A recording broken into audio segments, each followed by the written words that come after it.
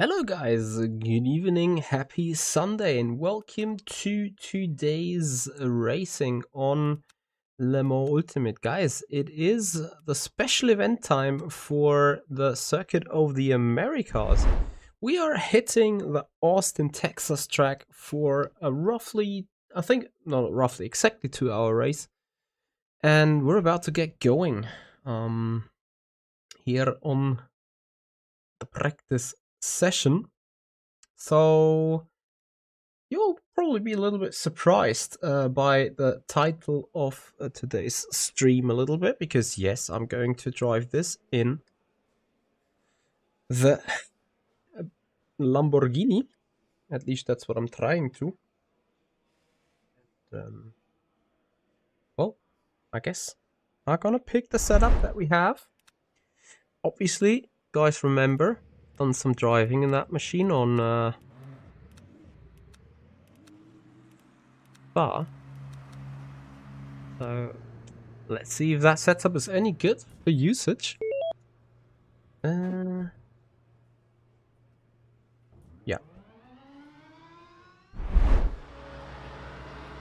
You guys can hear loud and clear. A quick feedback on the sound, please. That would be massively appreciated, as we need wipers. Rikodu. Good evening. Yeah.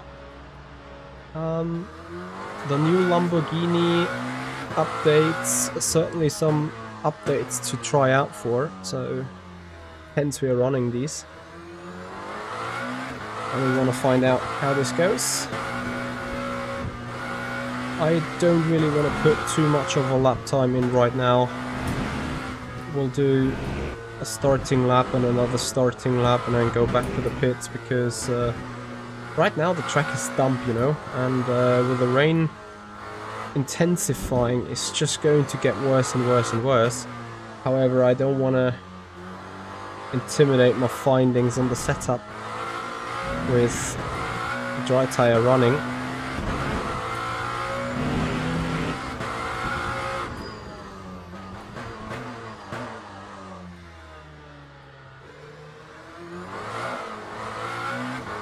So, looks like we need a little bit more traction control.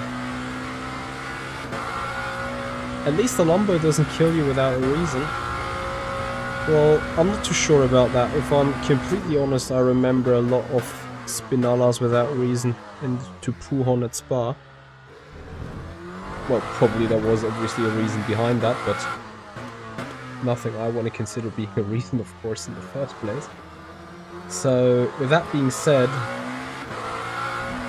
I'm not 100% sure if I want to agree on that. But sure.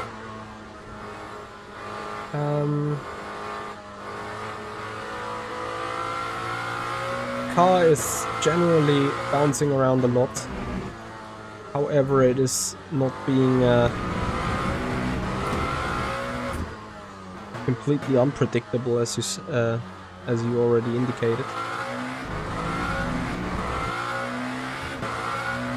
Not the case anymore, you say?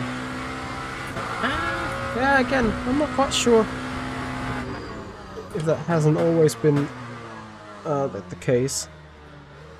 We'll see about this. Like, the only thing that worries me about running this car on this track, despite the rain, that I didn't think about when signing up for the session, is exactly these corners. This is where I see the big issue with the car. Well, it's easy to fix that. We add a little bit more rear wing. And then perhaps go a little more down with a rear right height a bit. I think that could be a reason why it's jumping around like mad. Okay, track is slightly wet already. I will still not go for a lap time here. As I think still a bit too dry, let's say. I think the wetness is gonna come in harder. Hey Simon the Sorcerer. How are you, buddy? I had a good weekend so far. How about you, buddy? So rain is pouring down. We have a wet track right now. Maybe it's fine to do some laps already. Safe to say in the wet conditions you rather have a little bit more downforce, generally speaking. That's just, I don't want this car to completely randomly kill me. So that's how I select the amount of rear wing.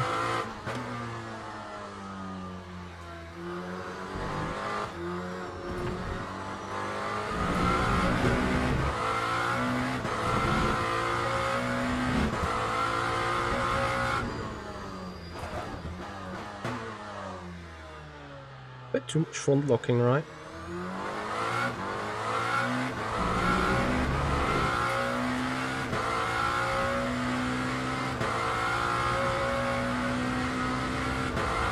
Eduardo, hello. What do you mean, so I like this one? If you refer about the track, then yes, absolutely. I think that is a nice version of Circuit of the Americas.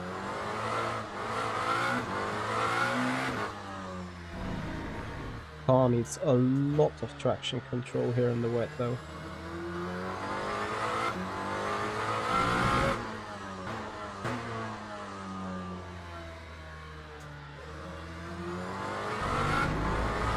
Hey Pablo. Any tips for not eating the corner?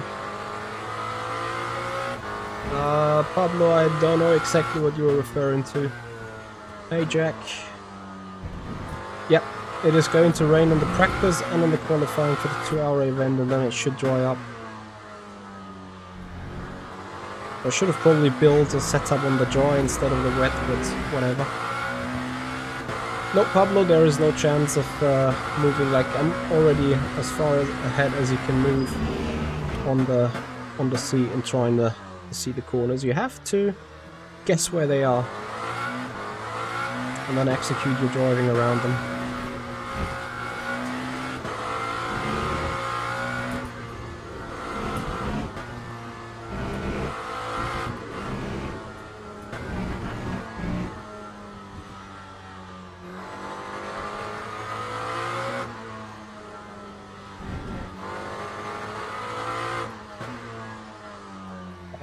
Update, come on.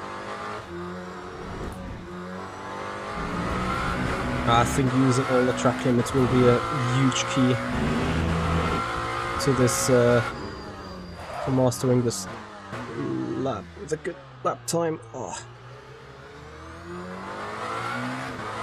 Still locking the fronts.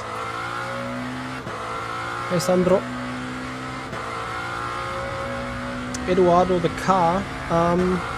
Yeah, I used it at Spa because it has updated physics, so it's also the reason why I'm using it now, because I want to see how it has changed compared to the initial release. And I have to say, the Spa is still bouncing around a lot on all these bumps and so on. I think it generally has improved.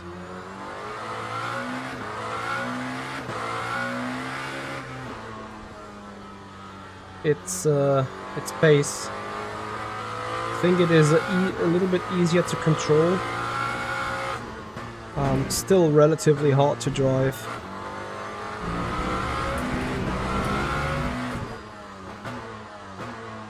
We're coming around final turn for the first lap time. Do a 208.2. I did not try the Cadillac on the Circuit of the Americas, apart from that one show lap I did for the edited video that I released about the track. Other than that, haven't really tried it. Track limits in the wet, just as tight as in the dry. So now I'm afraid that this 208 is even going to be hard to beat, because it's probably likely to get an even more wetter from here on.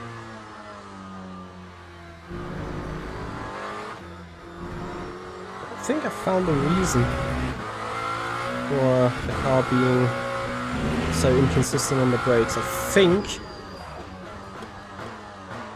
I might end up on clipping with a high battery here.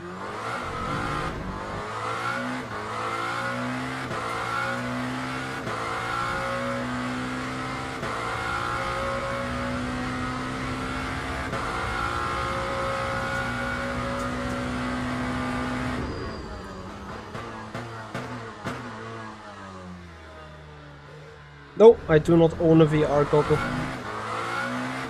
And I'm not interested in buying one.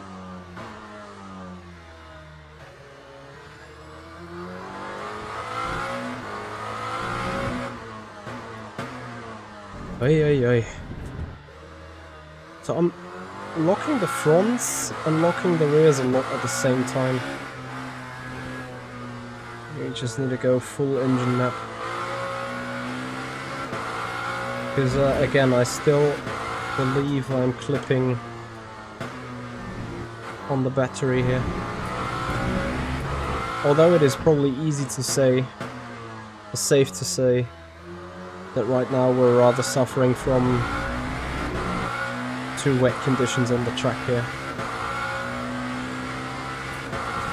It is still under development in VR, but with some extended starting options on the fire up of the exe of the game, you can enable a basic VR functionality as far as I'm concerned.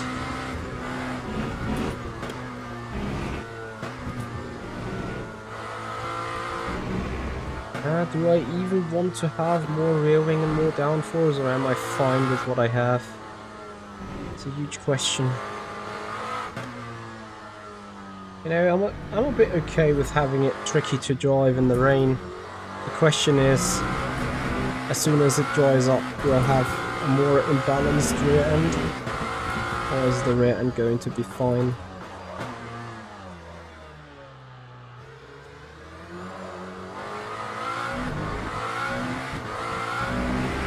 Hey there.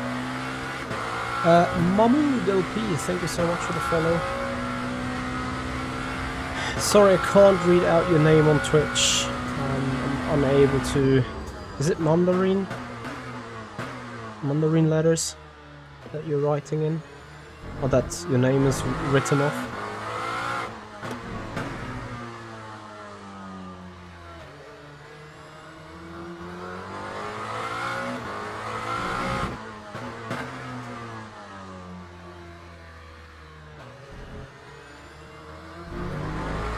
So I'm gonna try second gear out of the hairpin next time around as well. Hey Marco, how are you?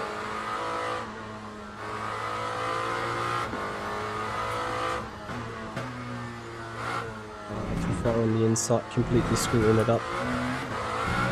That kills this lap time again. Ah, so you see about the rain. Certainly nothing too easy. Yes, this question was for you.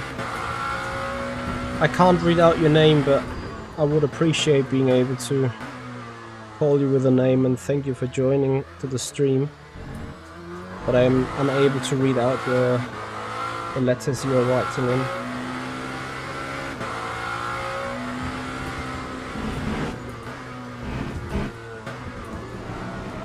Ooh. That is rear locking in the high speed turns, front locking into the low speed turns.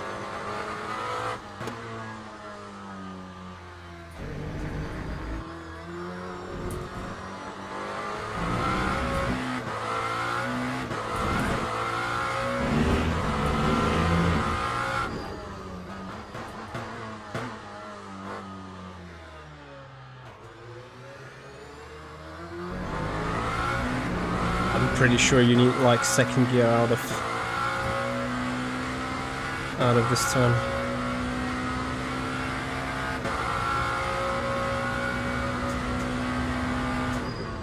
Yeah, I can read what you're saying in English, but I can't read out your name, sadly, on the Twitch channel.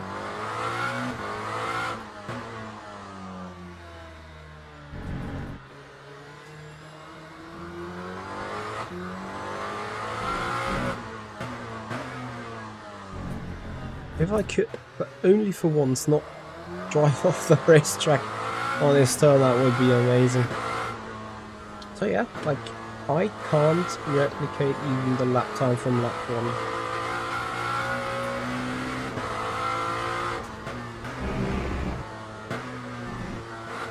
Maybe I just need to do one more lap.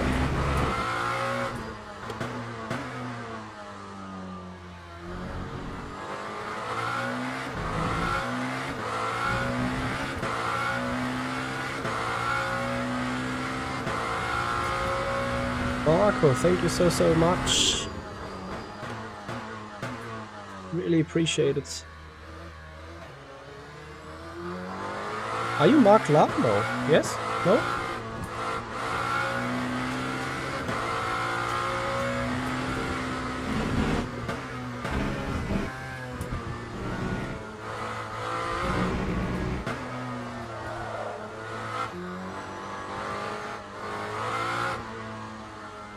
Well, I would at least want to be as fast. Like, I would like to set myself a marker on a lap here, you know. I just can't. Are you Mark La on the Le Mans Ultimate system? Name-wise.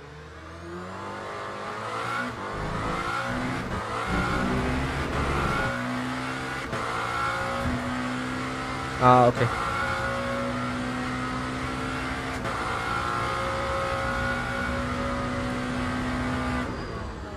Has a 4N stands behind the bracket, so it doesn't show for me here on the chat. My bad. Okay. Yeah, I see on the Twitch chat though, like on the actual Twitch chat. Let me fix a bit more setup. Safe to say that I likely need a tiny bit, a bit more wing, but maybe I'm gonna go with a little bit less brake pressure because it's just too much, right?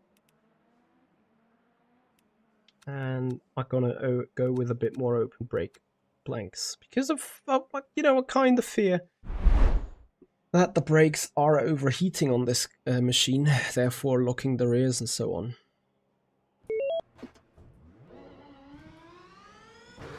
I think that this game is even better than ACC or even iRacing, to be honest.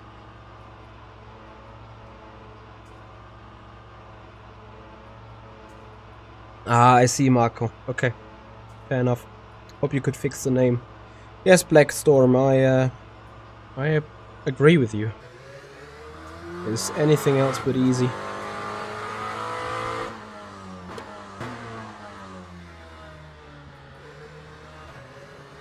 I'm also struggling a lot.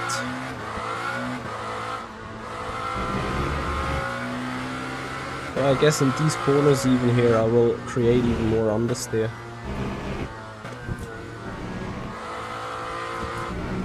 But at the same time I believe I also need the car, let the car go and coast and just straight line these corners as good as possible. By the way, Black Storm, how is the sound?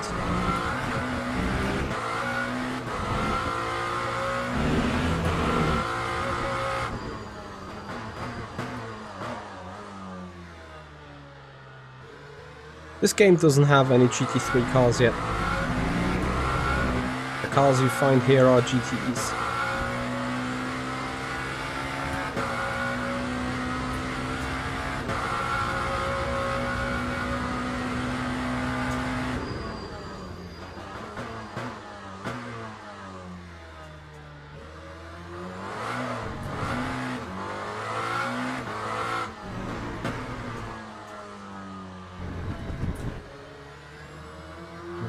To direct.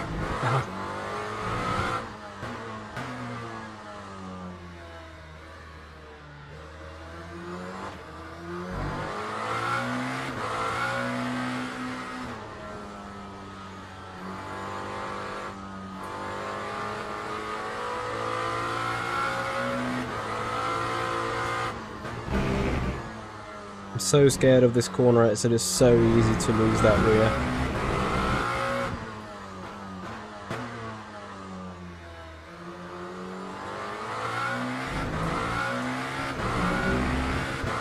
But can we even improve the lap?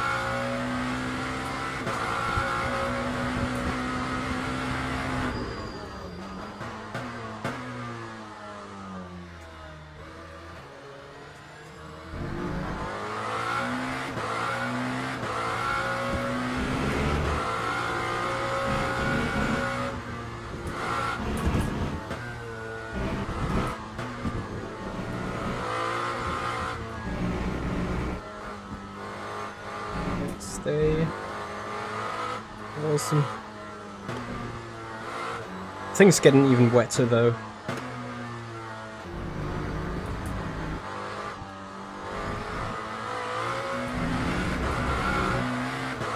Like I'm already 7/10 down now. Yeah. And it says very wet on the left. Which I absolutely feel.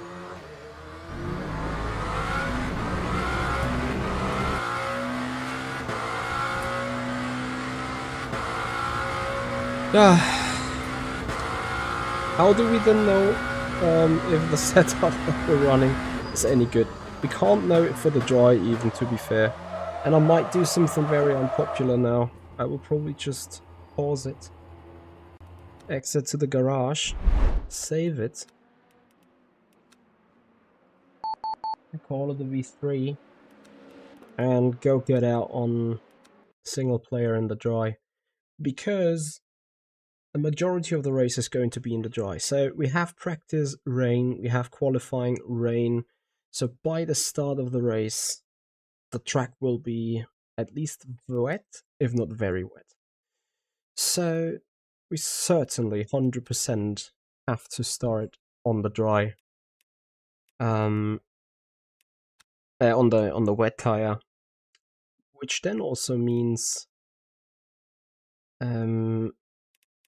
bear with me, I need to Circuit of the Americas. That new menu is, if I want to add a little bit of criticism here, that new menu is not as straightforward as the old one used to be. Right, preset is going to be, I put it medium and static, and then I go having half an hour. Right.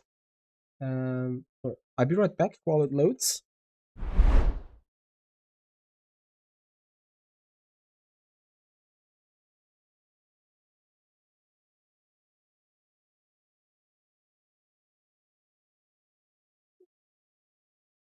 Girlfriend is moving around in the house too much, so he's actually slightly intimidating me while driving.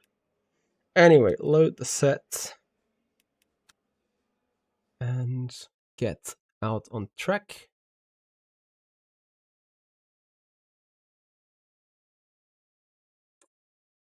Mommy's favorite accident.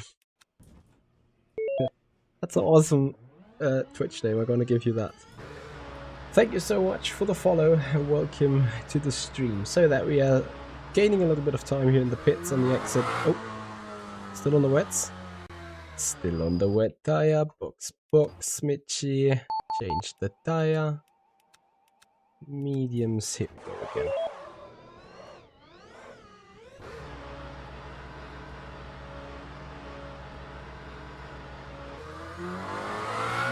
I wouldn't say as being the Lambo is a new favorite, but as I've mentioned before, I want to make sure I have completely understood the car and having anticipated the new changes. Where is the cold tire grip? Yeah, it's coming already. Probably in the dry, better stay fourth here.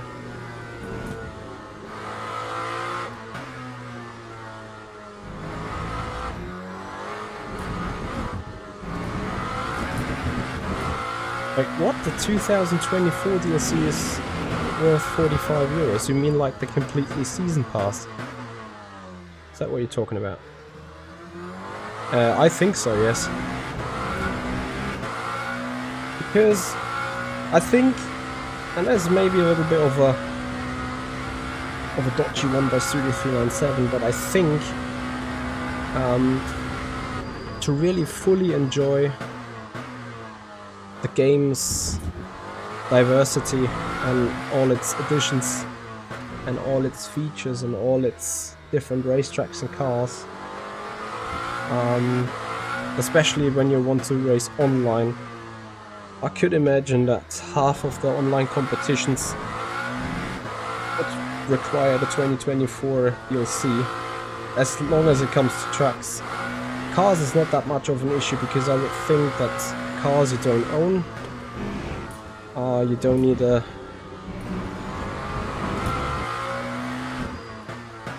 own in order to be able to participate, as long as you own some car. I think same logic as R Factor 2 would apply here. The 18, hello and welcome, thank you for joining. So, let's see what the Lambo can do in the dry. Or let's put it the other way around, what we can do with the Lambo in the dry.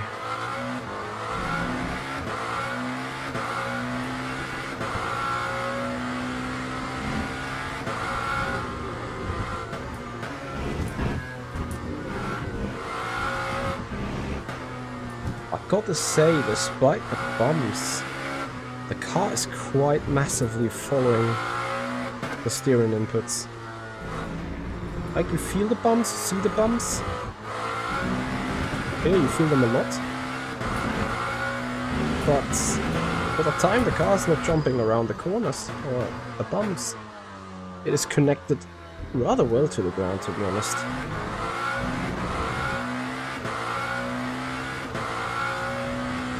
Perfect, the 18. How do you like them all, Ultimate? Hope you love it.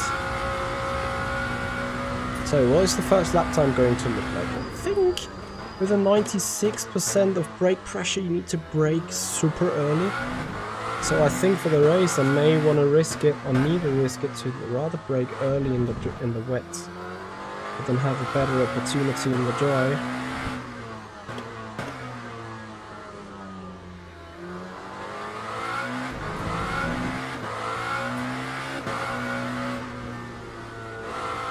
This corner is going to be a huge pain either way. Like, look how it's washing out. Probably here I can maybe work around with the ARBs a little bit. The traction of this car is insane though. 45.7. Let's try putting the rear ARB a click harder.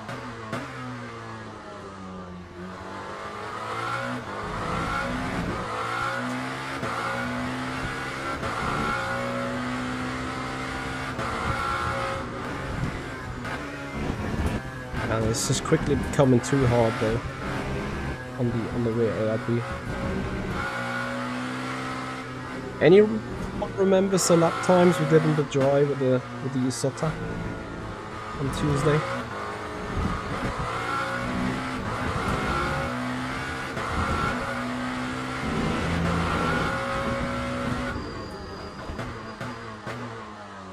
But this is now almost a track where you want to think about adding or enabling the lock horizon feature.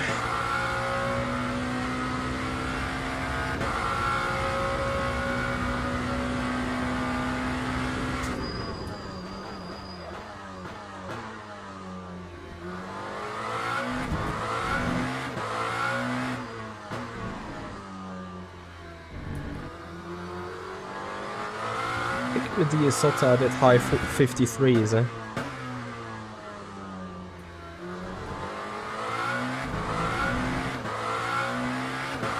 Someone remember by chance?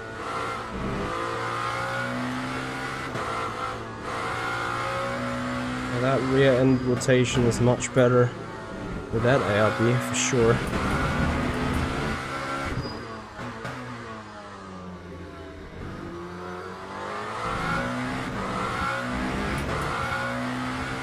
.53.6.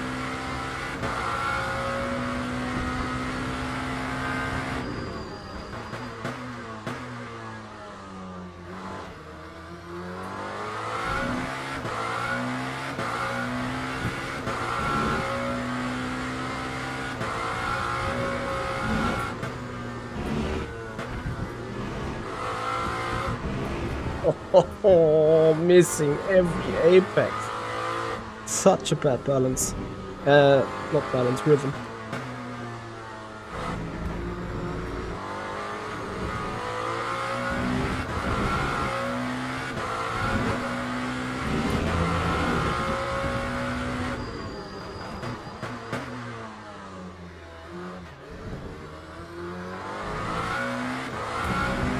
I love COTA, absolutely.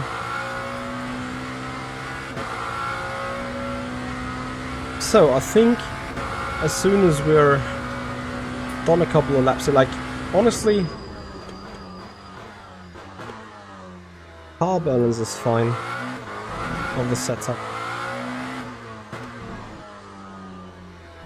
The only thing I could probably try is going a click softer again with the front ARB to promote the rotation around the fast hand turns like this.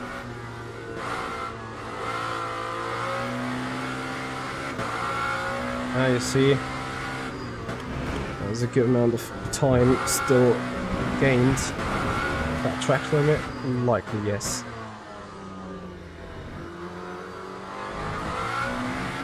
I'm still about at 53.4 on a medium racetrack.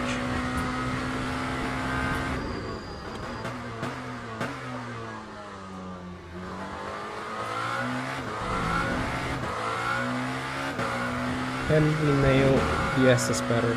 Coming from plus 70.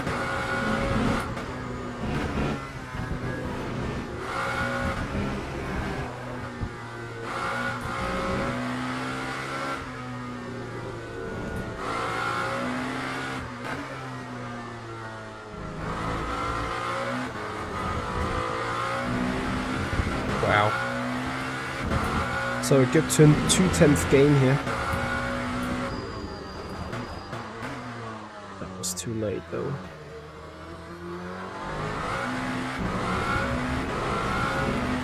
.53.5, you think, top now? Well, then a 53.4 ain't that bad, right? And the Isota wasn't that uncompetitive.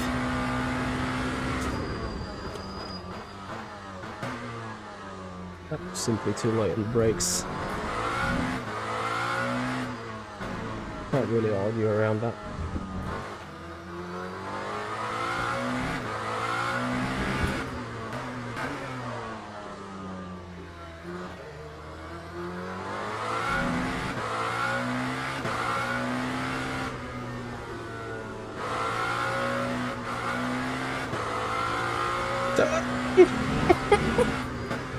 Okay, guys, I think for the dry we're fine.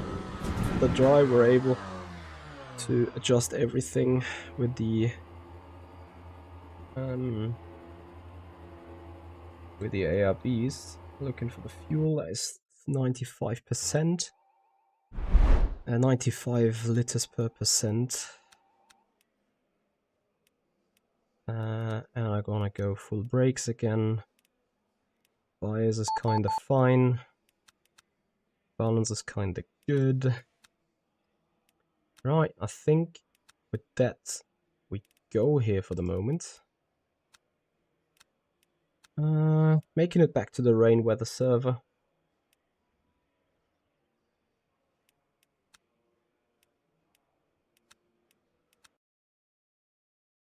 Yep, obviously.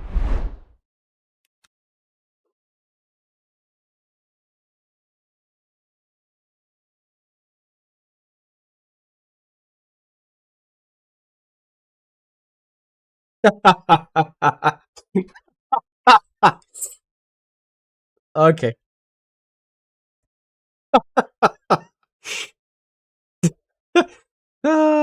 Guys, I'm so sorry. Can't understand why I'm laughing. But if you know, you know. Yeah,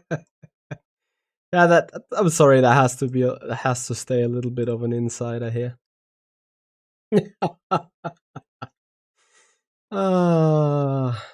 Hey, Yanis.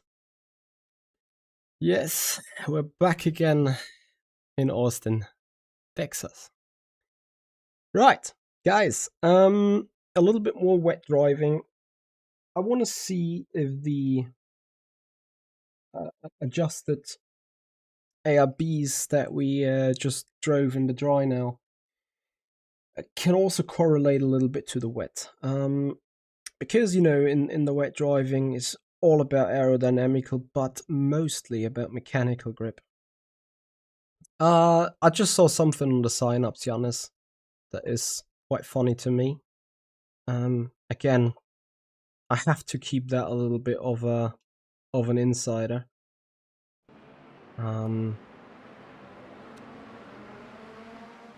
Because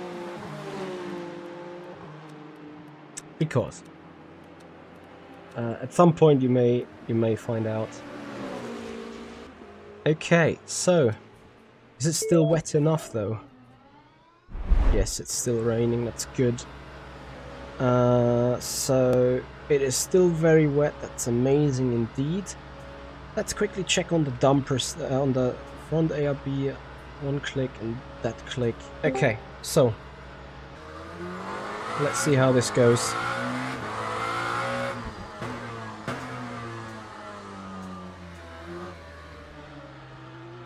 Yeah, we're a bit mysterious here. Absolutely. Anyway, besides being mysterious, I hope you guys will or are still enjoying the content 100% here. And if you appreciate this stream, if you appreciate the Le Mans Ultimate content in general, then guys, please become a subscriber on our YouTube channel if you haven't done already. Follow us on Twitch. And enjoy Le Mans Ultimate content with us in every aspect that we can find it, whether it is tutorial-wise, whether it is racing-wise. Lots of content on the YouTube channel in the future, of course.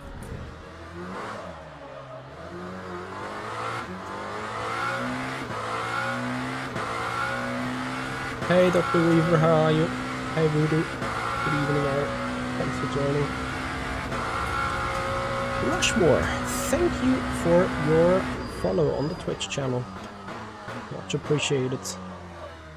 Still a lockup. So I can probably go a few clicks back in the wet. This is important running here right now, because you need to have that feeling for the qualifying. And I tell you what, we saw a lot of Peugeot's 2013 edition. They will be probably humiliating us in qualifying. However, I believe in the race we can have a chance with our car. I'm not saying we have a chance, but I think we can have a chance. Hey Ryan. I think it drives naturally, right? It is a very neutral balanced car. I'd probably compare it to the McLaren 720S GT3 on R Factor 2 from the way it is balanced, right?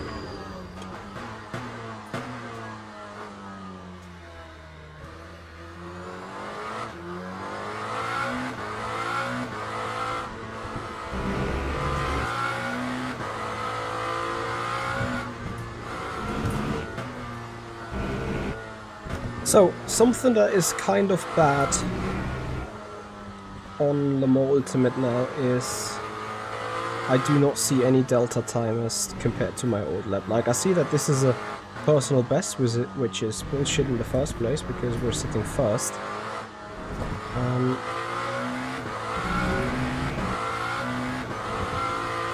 So we can't have it a personal best while it's not purple. And at the same time, I do not absolutely know at all where am I doing compared to the lap time that I did before. Can probably see here, so half a tenth off in sector 1. Someone improved the sector 2 time. I'm not even sure if that is compared to the now second best time or if that is compared to us. It's like, yeah, as I mentioned, it completely doesn't make any sense whatsoever.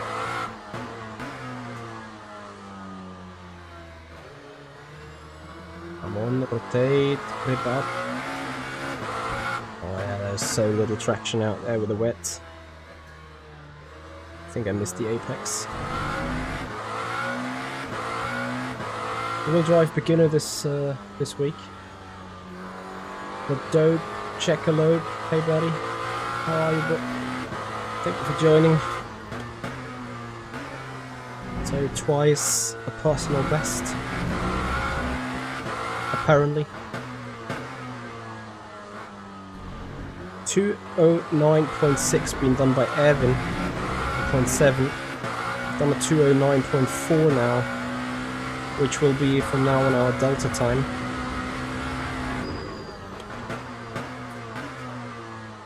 Will help in us in a little bit of a way.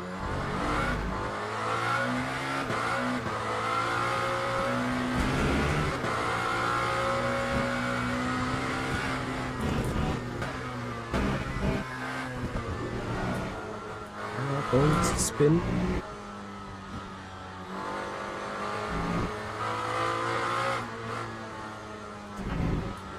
This is what's gonna make you fast in the wet. You'll have to feel where is the limit of the car, where is the limit of the grip. You need to anticipate things.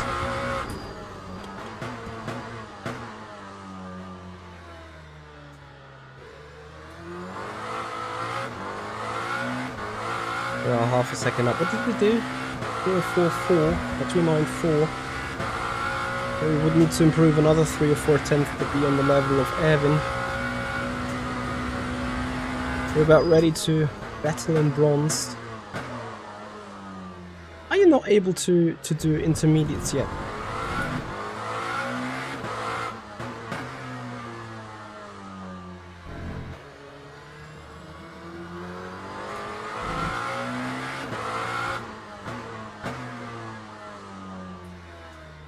Look at me, not missing the apex this time.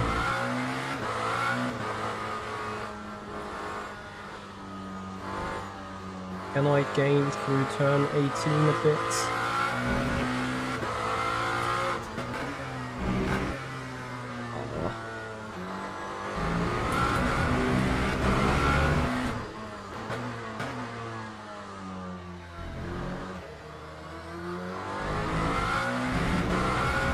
At 208.9.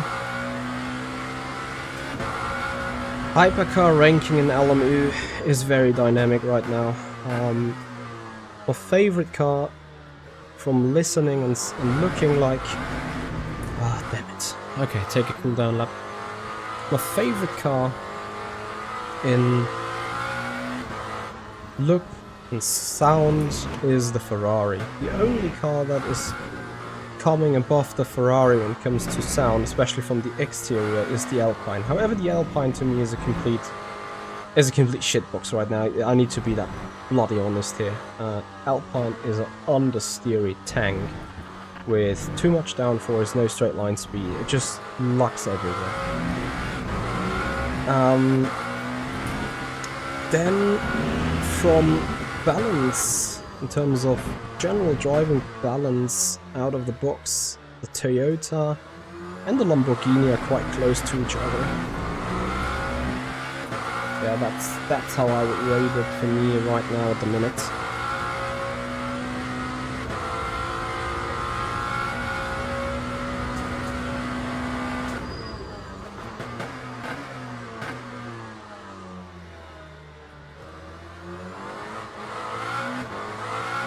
So Omar Ellie, half a second slower than us at 208.7. We did 208.9 last time.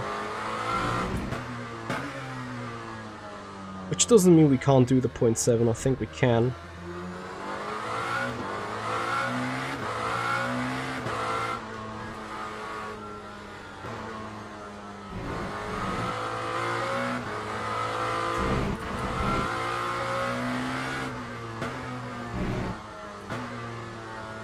Although, has it stopped raining?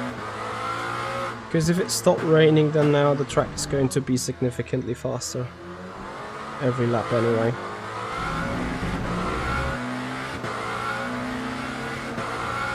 This is still a light drizzle, but yeah, that means the track is drying up.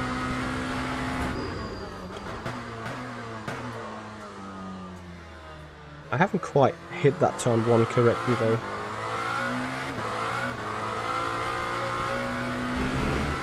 But you already can see straight away that 4/10 of improvement that's coming in here. It's not from just driving a better line through turn 1. Also with that slide I should have been way off, but somehow I'm personal best compared to the 2089 that we just put a lap before. Hey done.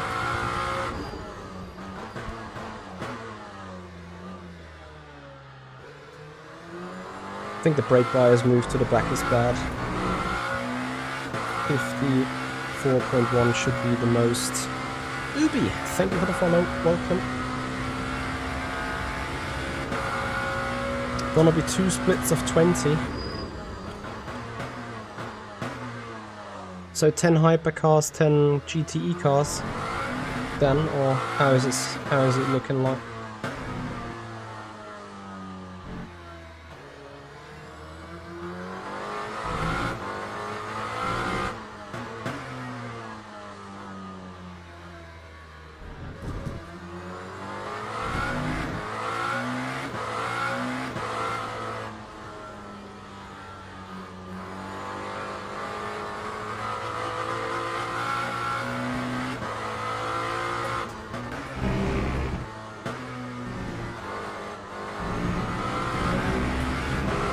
Is that even purple now?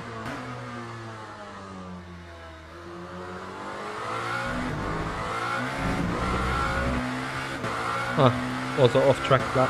Copy. Well, it would have been a 0.4, just like Boyle.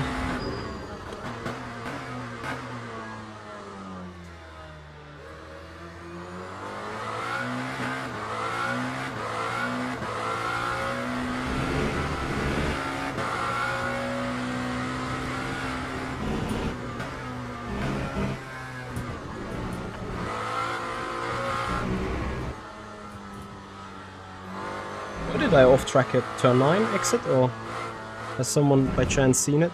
Now I don't need to ask where I off tracked it. We may have the awkward situation that lap 1 in qualifying might be a decisive lap already.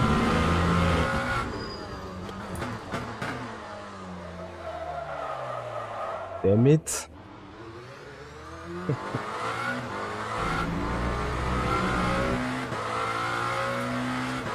Thankfully we don't need to drive a lot in the wet, right?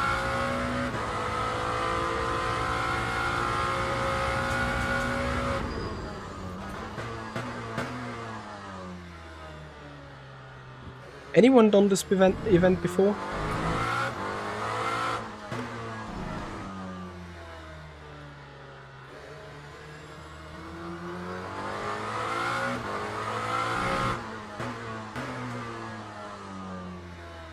Or just watch it the first time here live?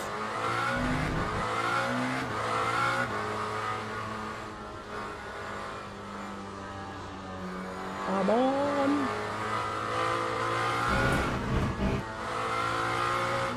Thinking that slip angle 1 click lower. Because I think in turn 18 it's just cutting off a bit too much.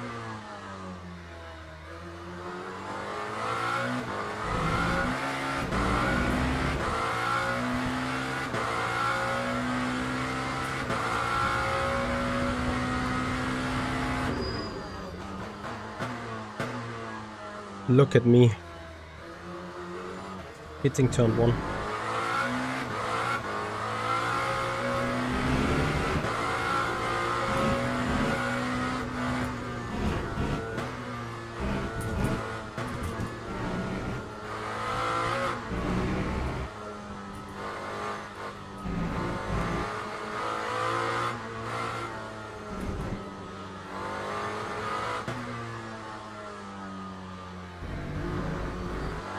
Break into 8.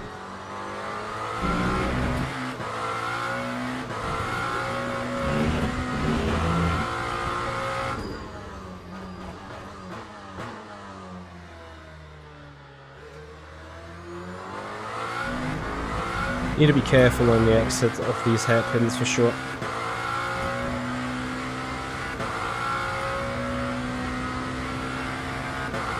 Hey Janis, that Monza one was it parallel to the real WEC?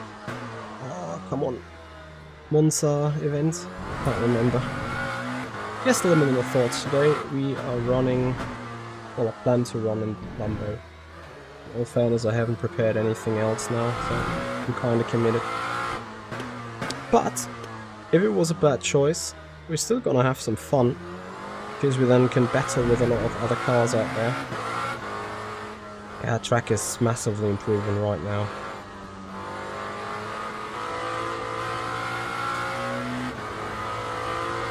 As you can see.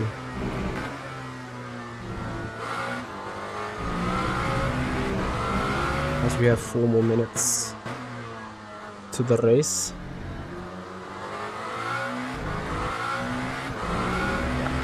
We're simply running with that. It is alright like this.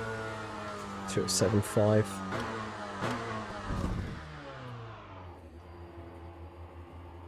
So, and again guys, if you appreciate this, please have a sub on the YouTube channel, follow us on Twitch if you haven't done already.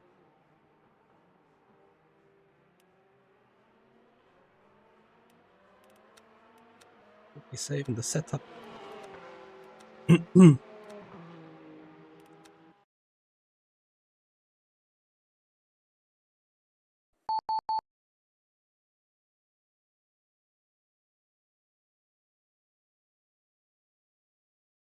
Very good split. It's going to be good fun. Polezny in the Isotta, Jules and the Caddy. Guys, you're gonna see every car here. Hypercar, Porsche, Caddy, Isotta, Ferrari, Pug, Lambo, BMW, Pug.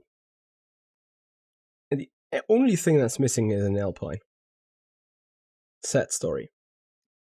Guys, it is going to be an absolute epic thriller. So if you run away and miss out on the action, I can't help it. So make sure to stay tuned. I go for a quick break and then, guys, we're racing.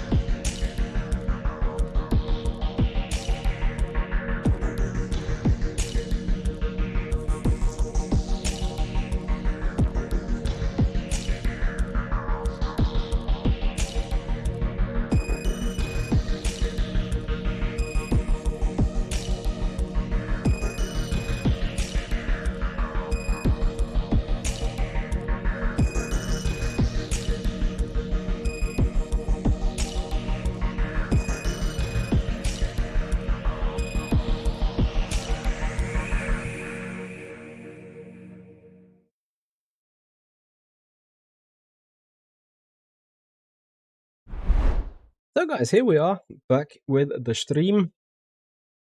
Up and down racing, the Alpine being too slow. Yeah, that is absolutely one reason. And yeah, guys, here we sign up in the number 3 car. So, thanks to our latest rating shenanigans, we are back with this in Gold 1. And to be honest, I need to check a little bit. 28 laps per stint.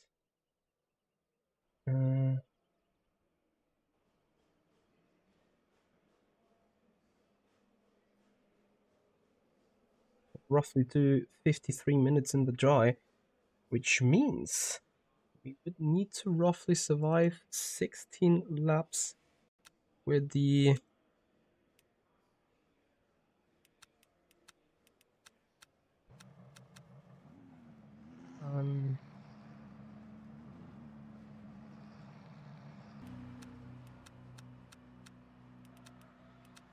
wet tire in the beginning. Okay, so rain, and dry in the last couple. That is surely bugged. Hello. How is this weather forecast? Yeah, I was just thinking of it. Like, is it start on slicks or start on wet still? I guess two times with 25 minutes of rain, it should be way too wet. The dry is at the very start. Potentially, but yeah, but then Monza, I know. Yeah, could take quite a long time. Also, that intermediate race at Le Mans, if you remember, where it was a wet start, it dried, like the rain stopped, but it was still too wet for slicks for the whole race. I think it's too dangerous. It's not like the race is just 25 minutes. Like, you can make that up. Look at what Golczynski is doing on the Ferrari. He's putting wet on the fronts and dries in the rear. What? Maybe he misclicked or forgot to change all four. Potentially.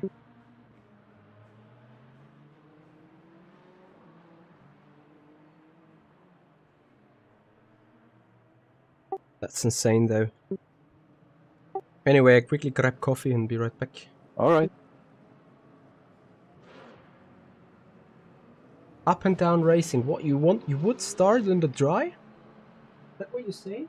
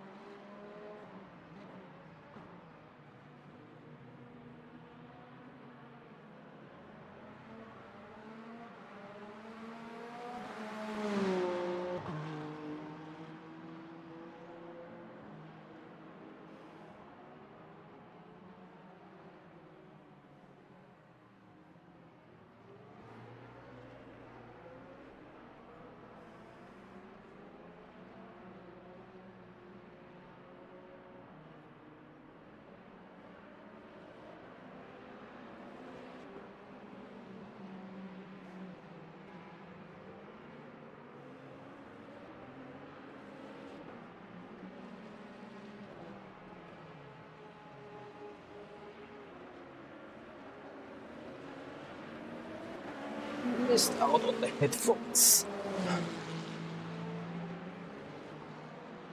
Okay. At least a little bit of driving, right?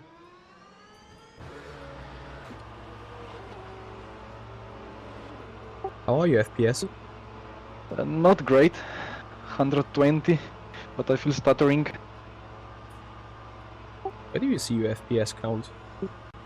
I have the Steam FPS item, like top left. Ah. I had to enable that, yeah. Wait, up and down racing. Does it stop raining in the quali already?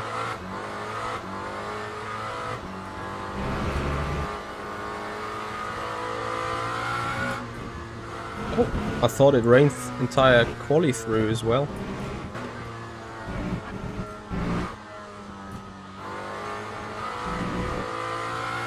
How's BMW? It's alright, I suppose. I mean, I guess LMH cars will have a bit easier job braking for the hairpins, especially in the wet, but... Oh yeah. I locked front so bad on the LMDs.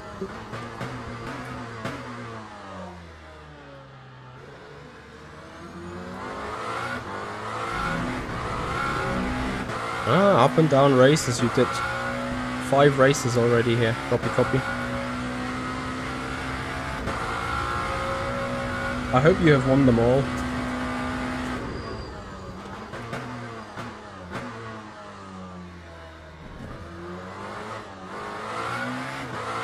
So now it has stopped raining, right? Does it even make sense to do a lap? I won't finish it anyway.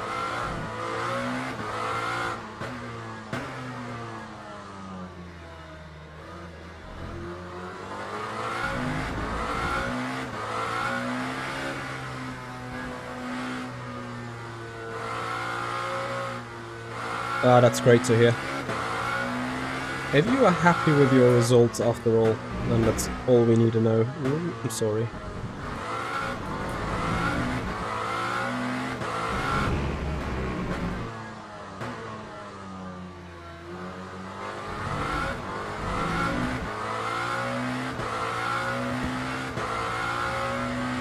Gucci hats. Do you remember how Mr. Dale says my name? No. Why? How does he say it? Oh yeah. That is the F1 Creator Series thing.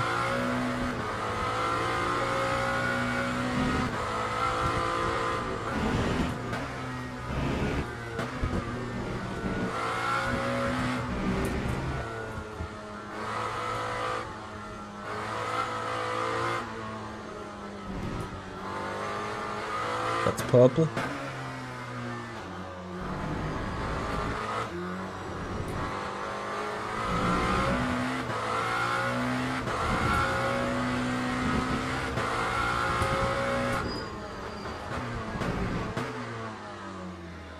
Oh, the screen freeze, bro.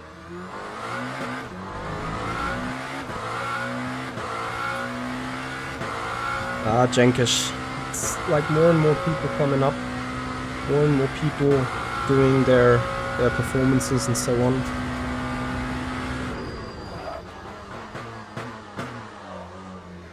I wouldn't be quite sure whether that was netcode. I think he just... his PC really just dropped the frame. Anyway. We're parking the car. No, we resume. Because we quickly want to know... it is slightly wet. But it says 100% rain and qualifying.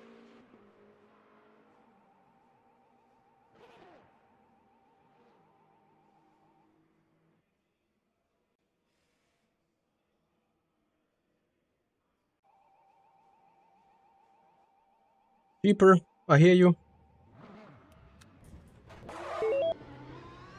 But it is what it is, I can sadly assure you, because most of the people appreciate the way we're having the stream set up. Why no private qualifying? To make it more same for everyone. More unequal for everyone. More, Yeah. I mean, more fun for everyone. More fun. Yeah, okay, we'll be for 3 minutes, the rain, but might just be enough, right? Because that is heavy rain. And if it makes the... yeah, if it is just slightly wet, then of course. The thing is, it has to be a 2-stop race anyway. The question would be, is it smart to be on the wet tire for the first stint though? And then just change for the dries and be off cycle? I guess one would lose too much time then.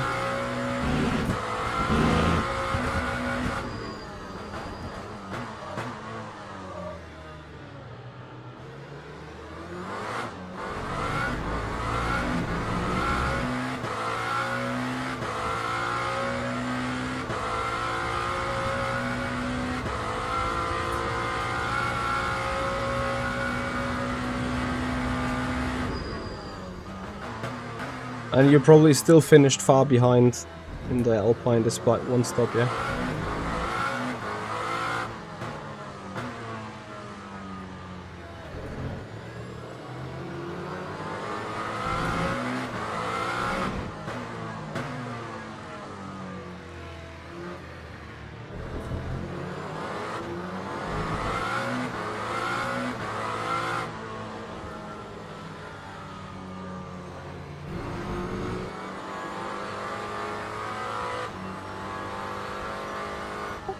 You went with the medium straight away.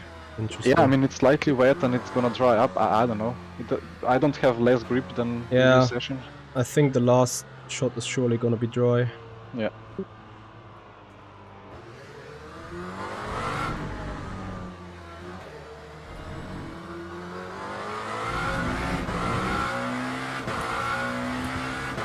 So, can we do it?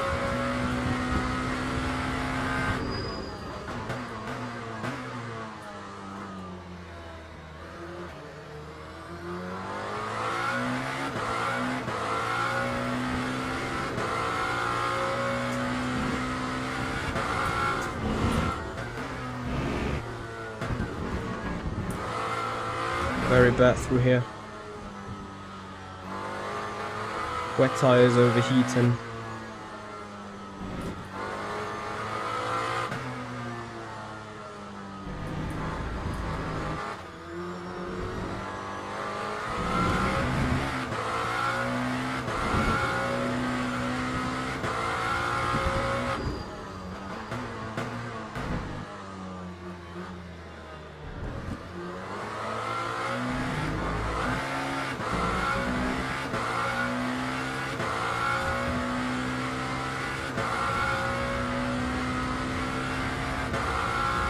Hey Paolo, how are you?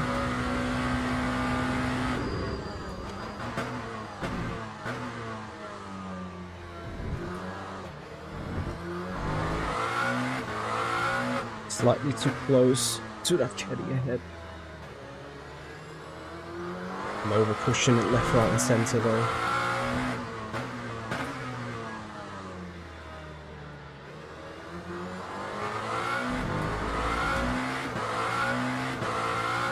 I'm nowhere near purple, I'm afraid.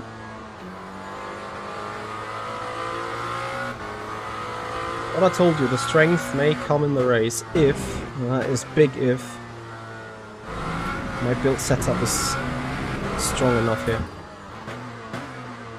I may reduce the rear wing by 1 click though.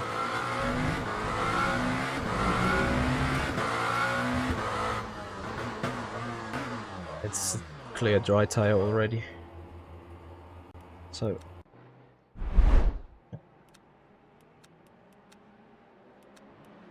try 1 click down on the rear wing. We have 10 divided by 20, between 5 laps in total. 5 times 3.5, that is 18.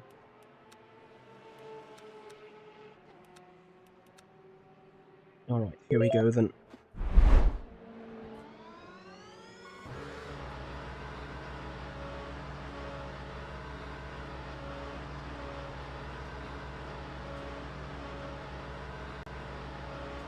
It says slightly wet, but for us it's great. The first 1 or 2 laps might be really just down on performance, and that's fine.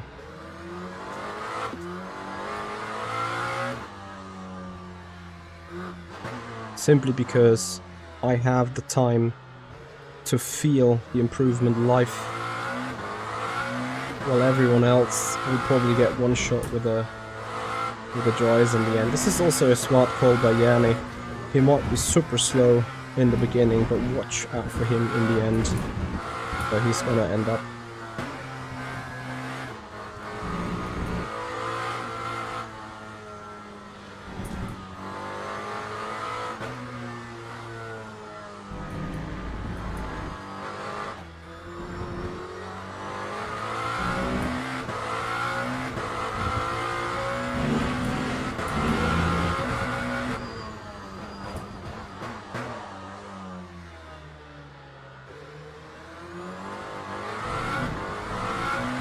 Ležny ahead with the Azota.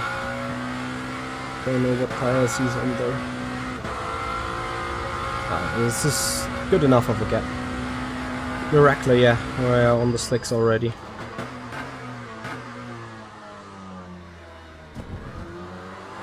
And honestly, it doesn't feel much slower than the wet at this point. And the good news is I got fuel for all the 10 minutes now.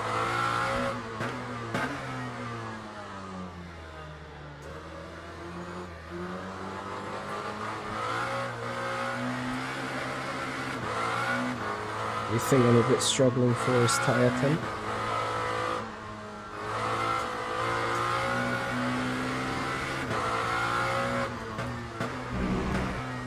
If I'm not careful, I might be struggling with GTE traffic. I will be struggling with GTE traffic.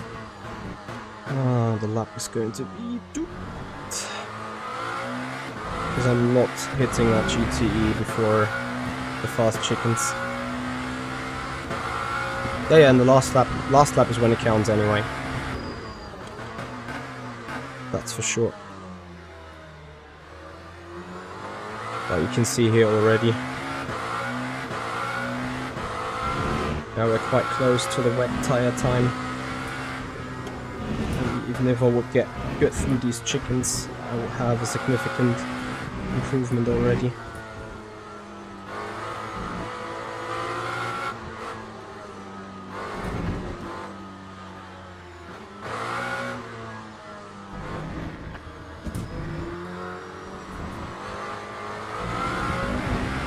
Sector 1.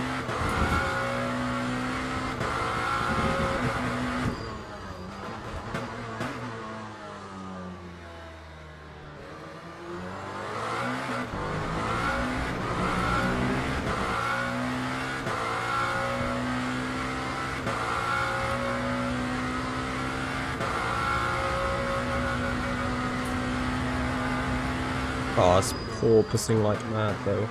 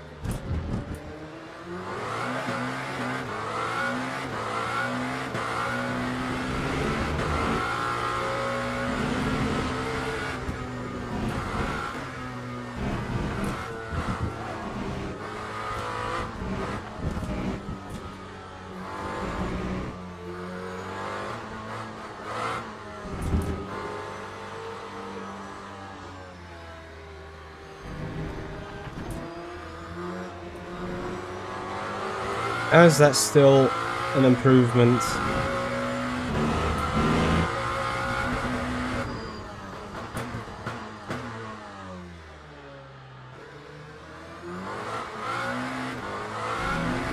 Tell you what though, I'm sitting in the right perfect spot right now regarding the traffic.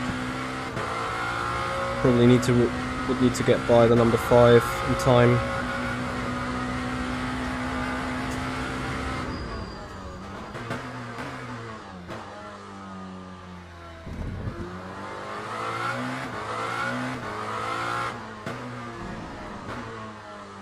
Hey Azura, hey Matt, sorry chat for being a bit ignorant to your messages right now. Has only one simple reason. I'm trying to manage that situation as good as possible. Which means I need to now somehow get by that GTE before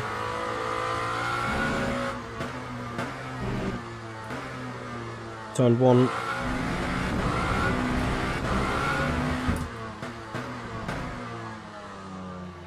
And then we got 2 more laps of fuel, 2 more laps of time.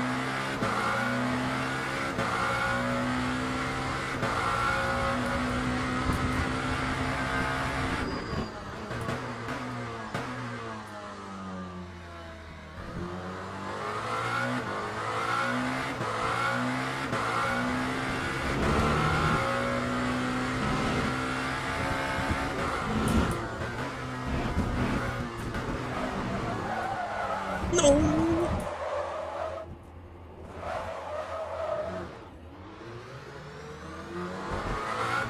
This is the worst situation now.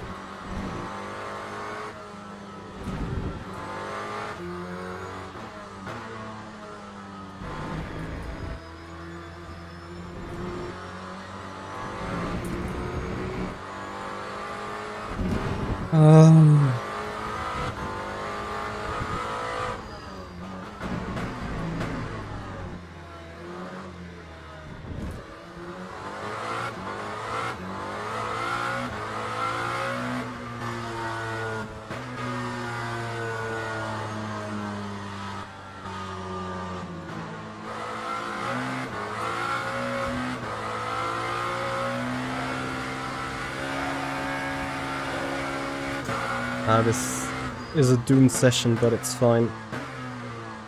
It will mean a good portion and a good amount of action for you guys, because we're not starting much further at the front than I'd guess P3 or P4. Despite the car obviously can do it, but these tires cannot. And as much as we would be talking about tires gone, tires don't have the heat right now.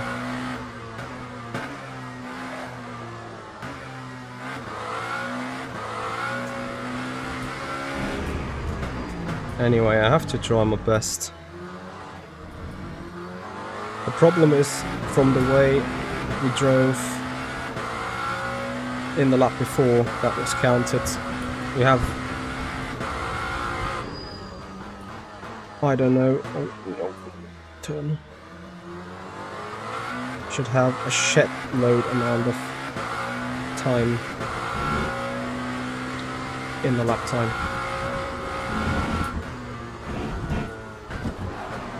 And it's doing it again, oh my god. Back up with the rear wing then, please. Thank you. Okay, so we lost a second.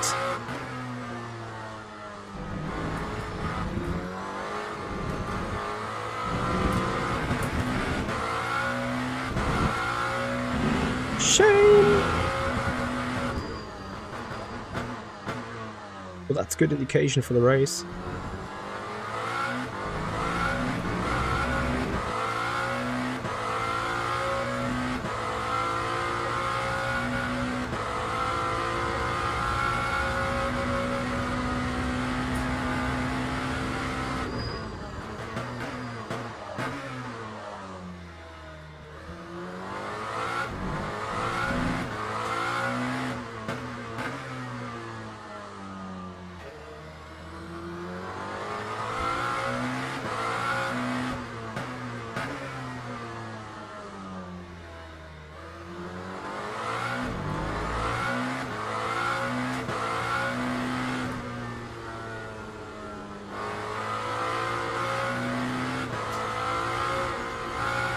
saw about the identical lap time at the front.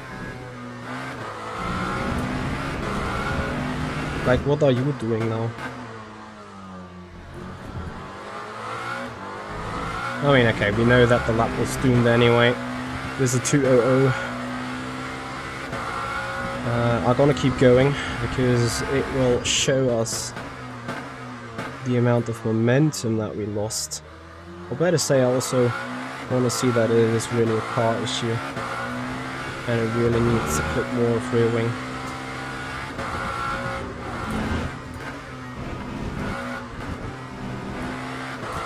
It's more like a where do I brake issue. So at this stage we are a second, 1.2 seconds up on our own.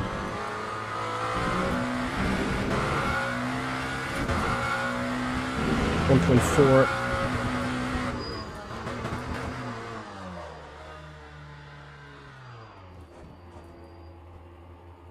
Sad story. Okay, for safety reasons though, I'm gonna put the extra wing.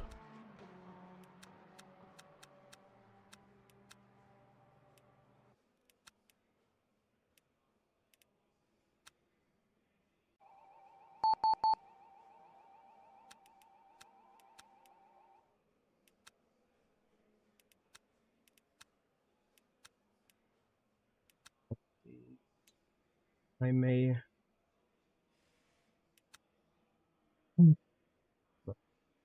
I'll keep anything else like it is.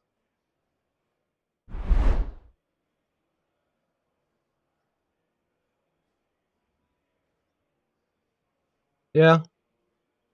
But you know, I don't care about pole. I care about having good fun now. And this we certainly will have. Guys, P8 we start. And if you appreciate this, please have a follow on Twitch, subscribers on the YouTube channel. I am 100% sure you will love this race. It is not going to be for the win for us, I assume. I think for that we might be a bit too far down the road. But podium we should get.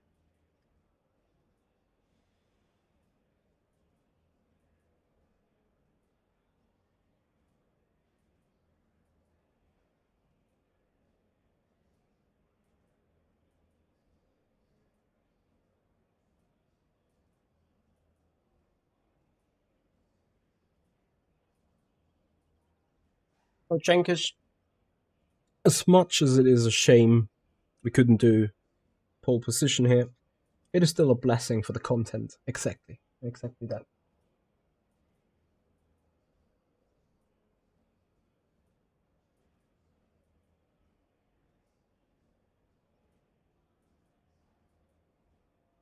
Some alarm is going down outside. Okay, guys.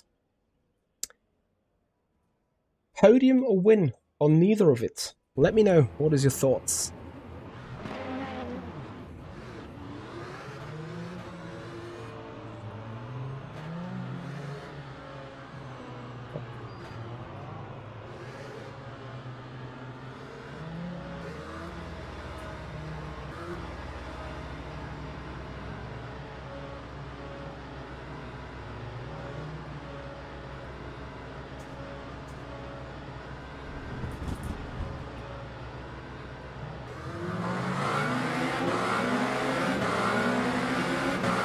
Green, green, green.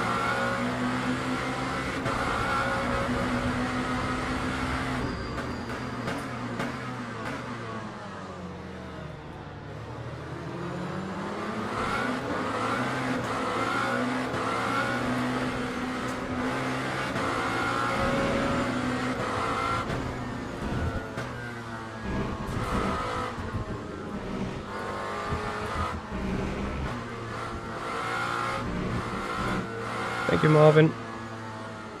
So I might correct this. Guys, we're not far off for even fighting for the win. All that we need to do is get by this Porsche.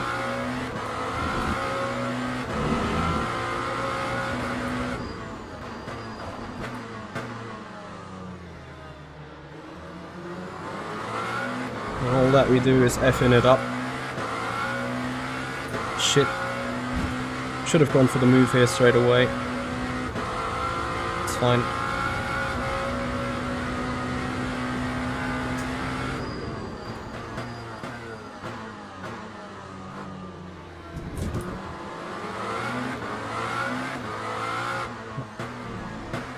I haven't touched him, have I?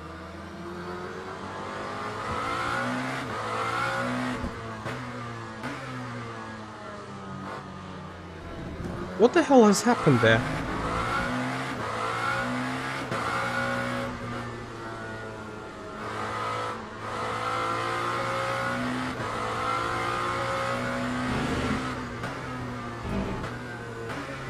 He teleported, really? I didn't give him a puncture.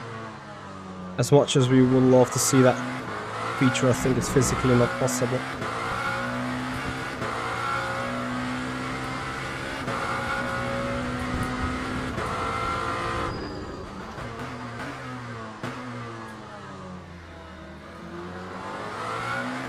Sorry for the jump scare, turn 1. No, good job for the content. Yeah, thank you.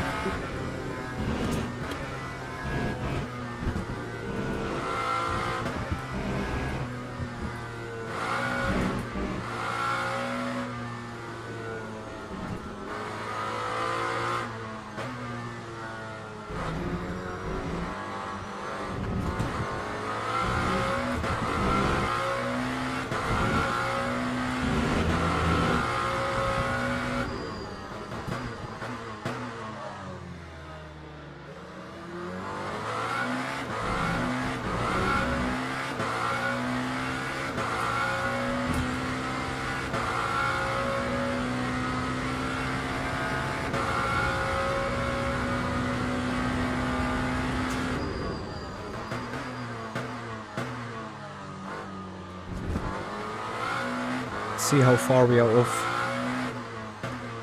with the Lambo. Where is Brambilla?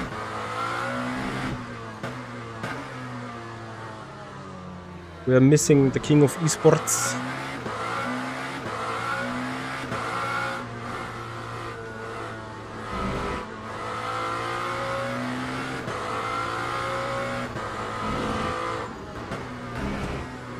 Oh shit, shit, shit, shit. So I hope we're not overheating these tires, because we're pushing a lot. Just a tenth off the lead. This is on, guys, this is more than on.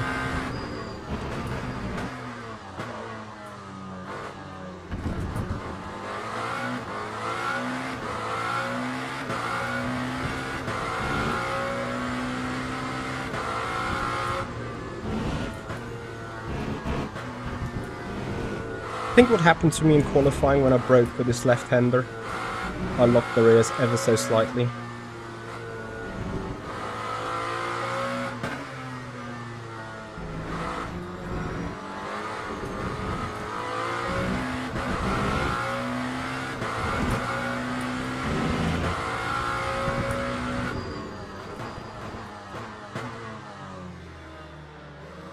I need to brake earlier. This turn, I can't fix it. Vlad Bilan, thank you for the follow on the Twitch channel. Welcome to the stream, buddy. Great to see you.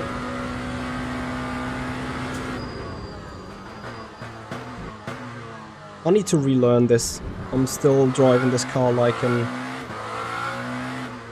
Isotta, really. And the Isotta obviously has LMH brakes. And with LMH brakes, you're just so nicely in the braking zones. Matt's on track, thank you for the follow as well. Welcome.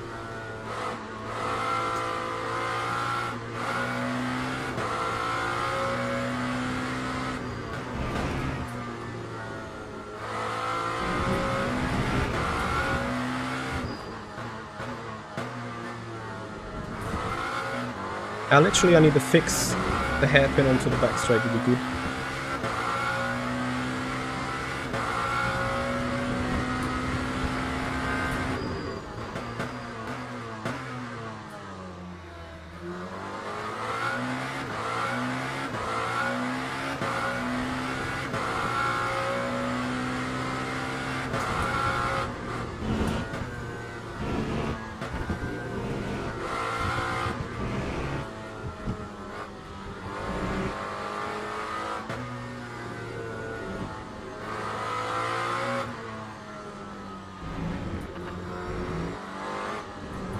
May do something very dumb now.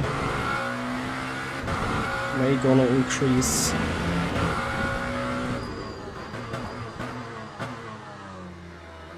the rear anti-roll bar for more rotation even.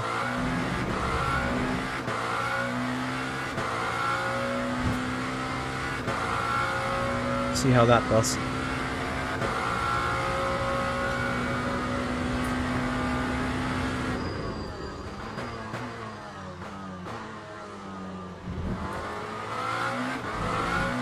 The tires, we have a great balance at least.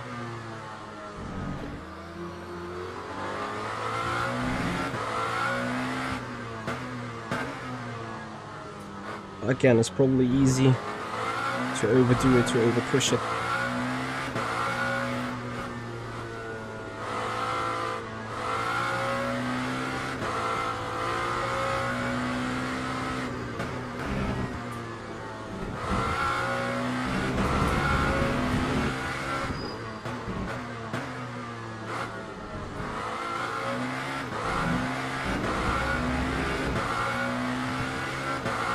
So I think the fastest car on track though.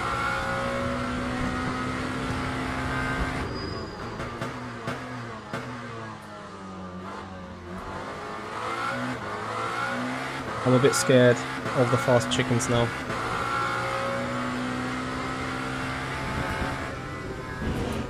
With that ARB. Yeah, as long as I go super straight over these bumps, I'm fine. Oh, that's a cut.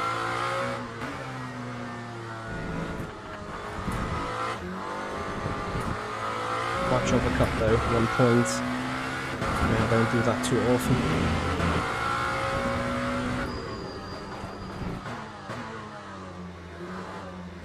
Yeah, sadly it's not like the huge content that I expected you to give to find our way forwards.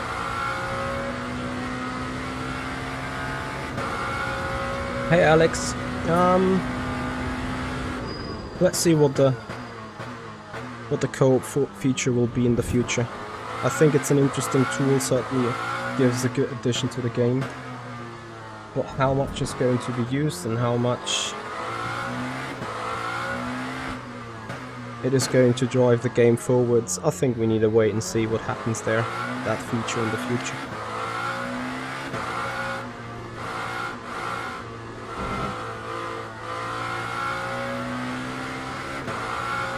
Desperately trying to somehow feel the front. Can't.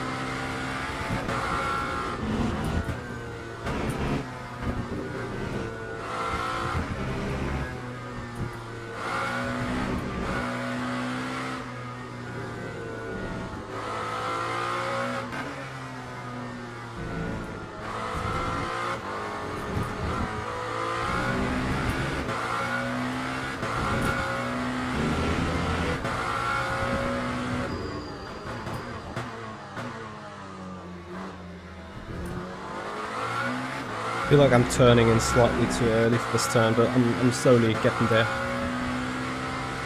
I haven't raced the iRacing Circuit of the Americas in a while, but I would assume that this Le Mans Ultimate one, oh shit, is quite close to having the best, yeah. If not having the best. I know that the Circuit of the Americas and iRacing with a tire model was super squiddish and slippery, because iRacing tires straight away overheat all the time.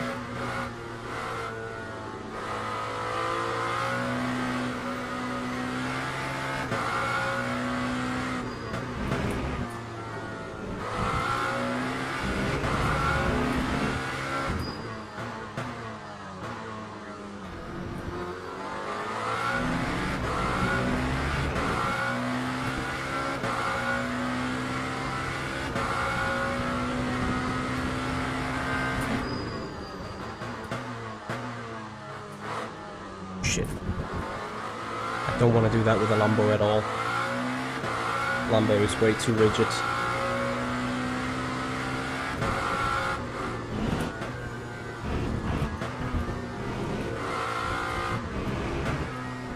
I'll tell you guys, we are running on a razor's blade with that car, for sure.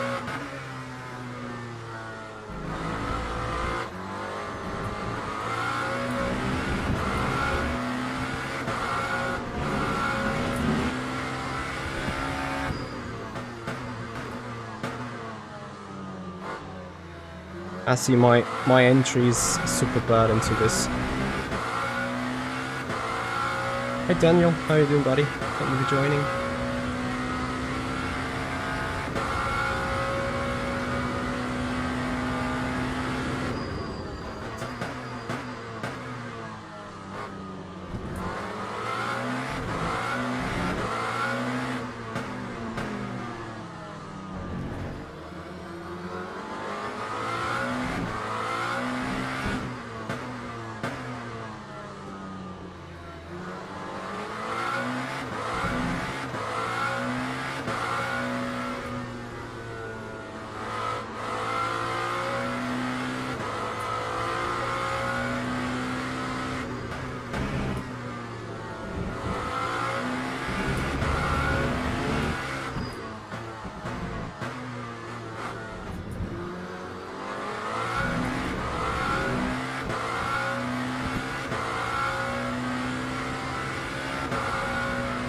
Yeah. This track is exhausting. It is also a bit painful with these blind and missing apexes. Hence why I call the stream like this, blind apexes.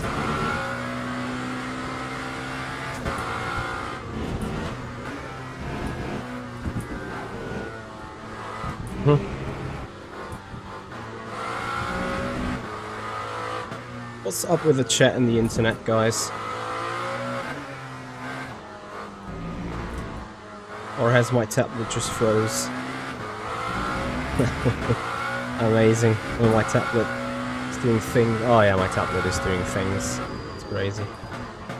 Crazy great. So, dealing with life issues. Restarting the tablet.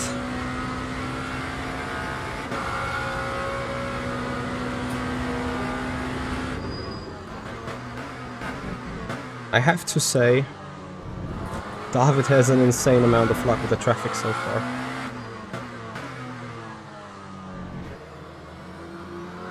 I think mostly he has hit them on the straights, although we're jumping out of the way anyway.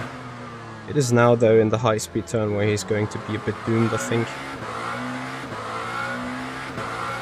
But let's see how doomed we are getting then.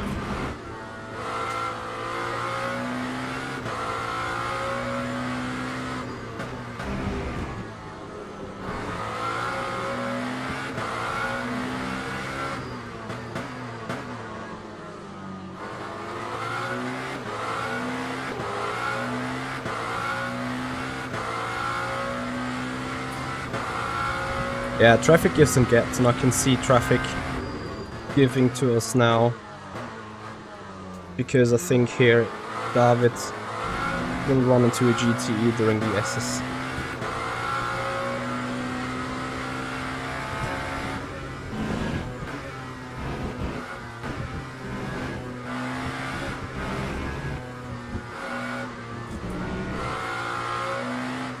But he cleared that good though.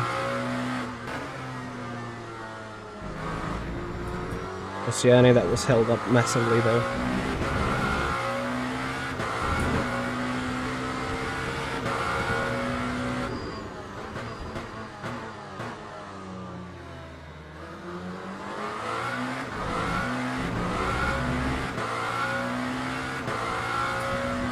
Hey Demetrius, how are you? I love this track, it's great to hear. I actually love it too.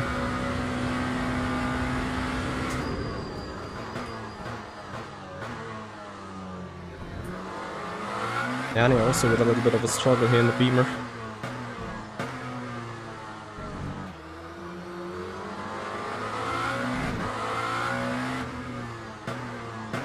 Question is, how good or bad am I on economy?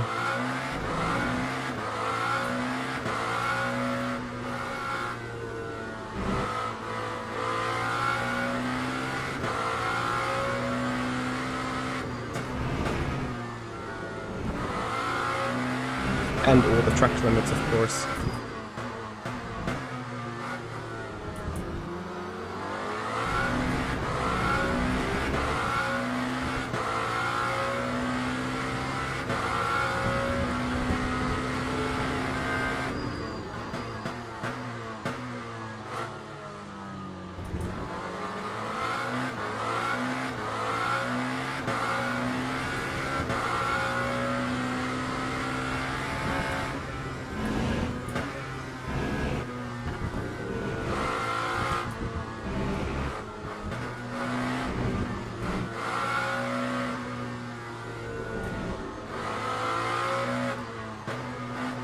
Does an LMDh does an LMDh have a significant amount of disadvantage in Sector 1? Are we disadvantaged in Sector 1? David pulls away in Sector 1. Wait, what exactly did you ask? If we have an issue against LMH in Sector 1. Yeah, looks like that David pulls away, yeah. But in corners of S2 and 3 I gain back.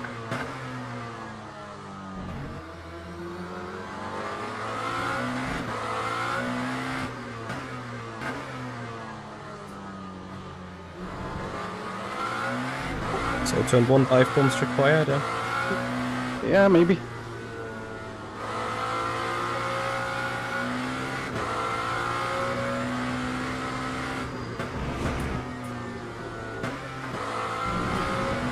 Shit.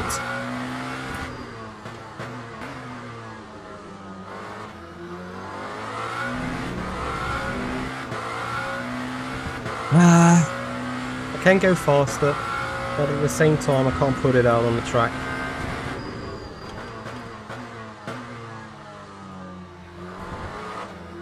I think I may as well also steer a bit too much into the low speed turns up generally.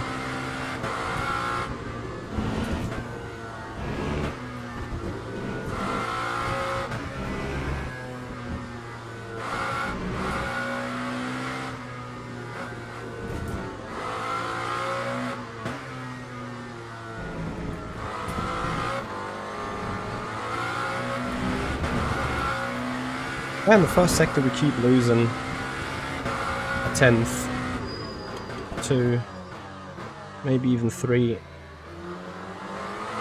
depending on how good we see apexes apparently.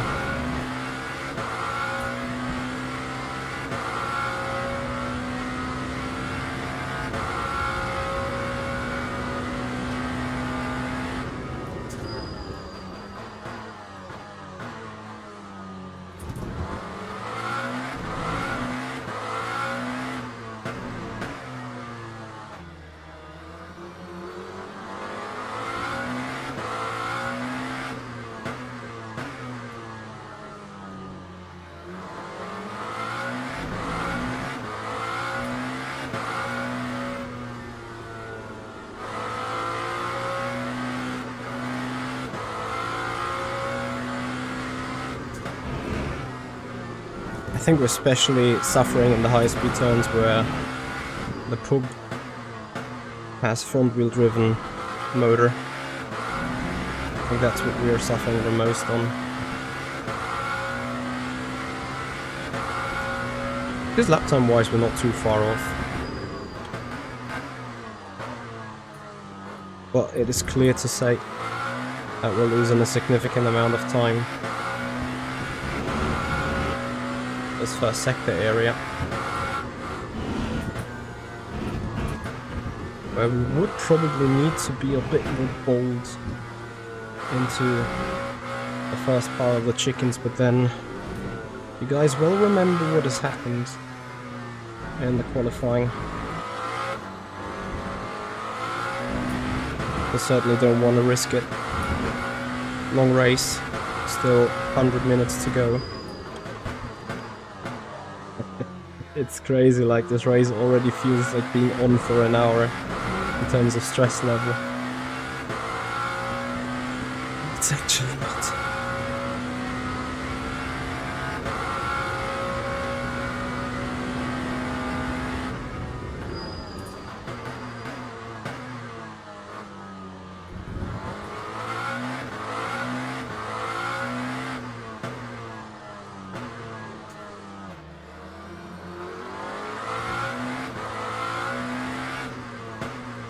I need a little bit more front end in the slow turns.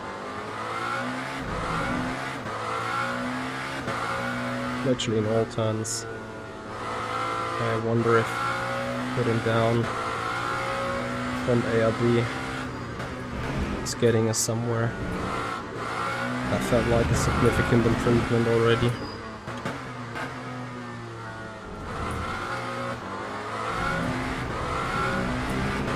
How much virtual energy left?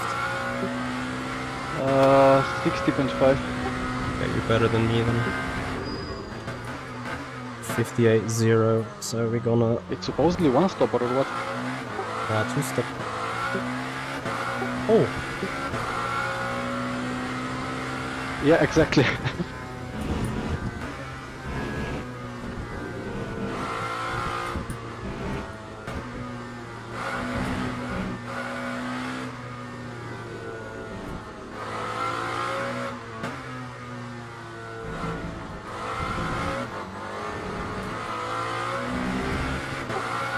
Yeah, I don't think I can do that anymore.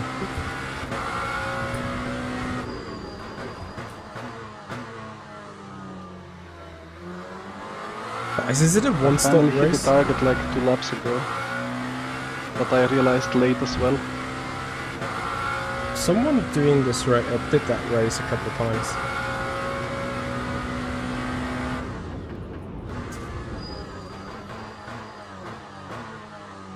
Now I'm confused. Hey, Mark.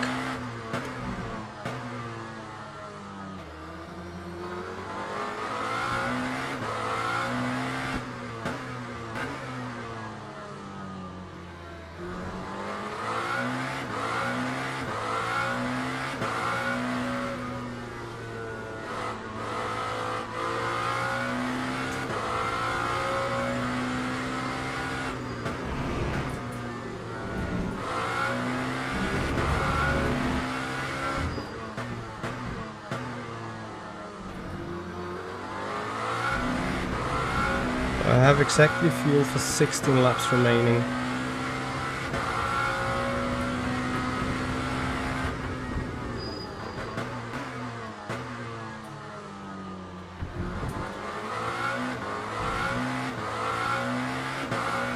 Yeah, Lambo is super tricky above the curbs.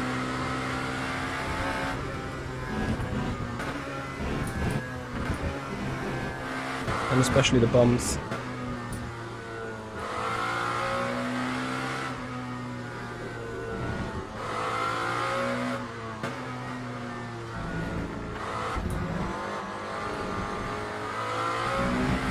So we need to make it to lap 31, yeah? Potentially.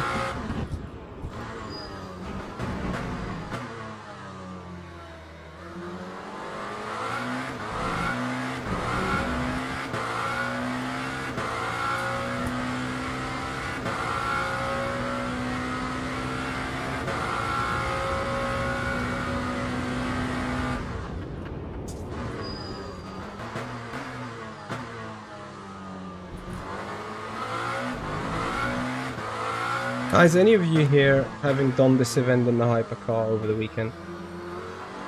I need some tactical help.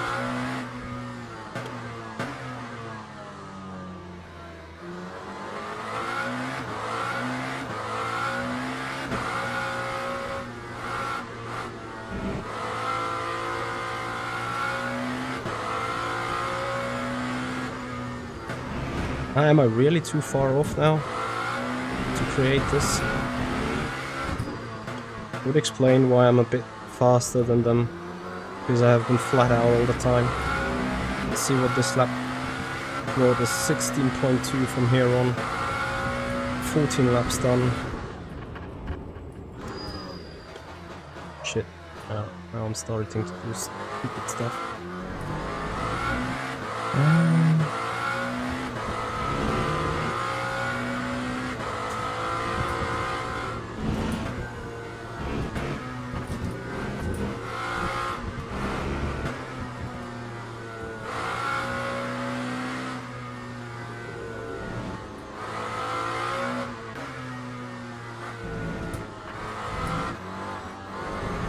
Hey chat, I need help.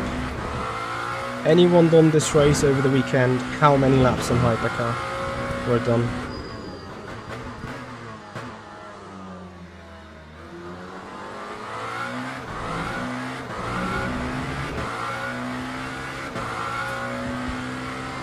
Oh, shit, I'm too short. Like way too short.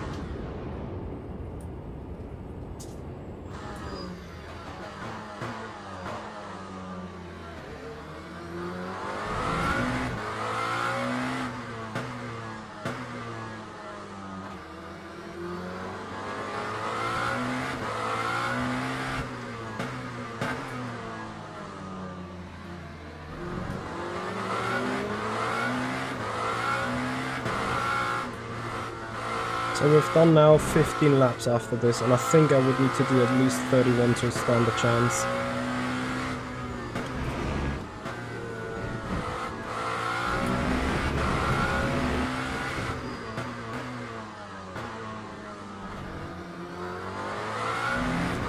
Track temp is 46.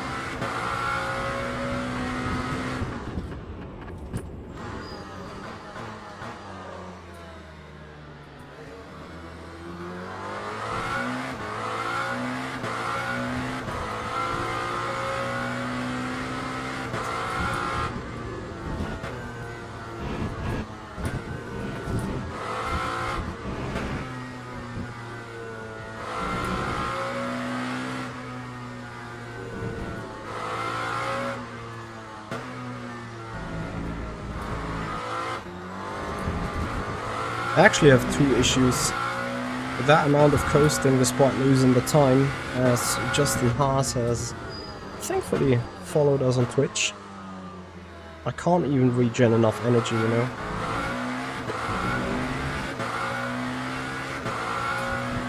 Hmm.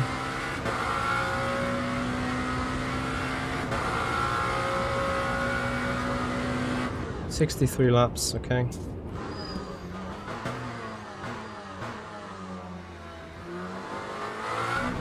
So that means you need to do even one more lap than in the opening stint even.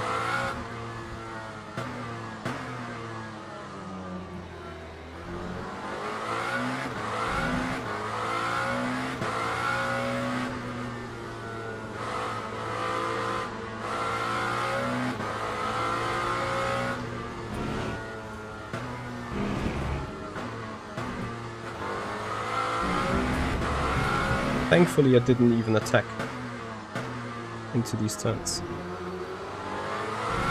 Yeah, GG, I won't make what we need. Like I can make, but well, not at the pace.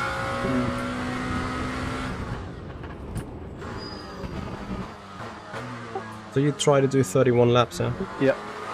I think we need to do 32 in the second. Yeah, most likely.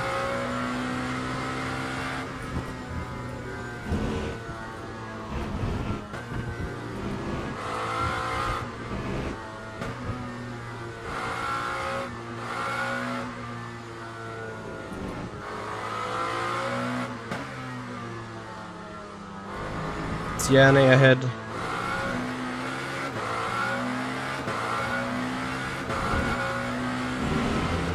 Ah, you know what? F it. I'm gonna go flat out. And go for it. Pit stop.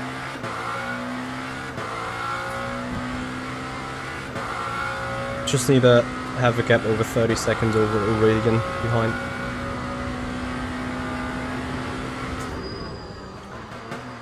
No, it's not a printer, it's a graphical calculator.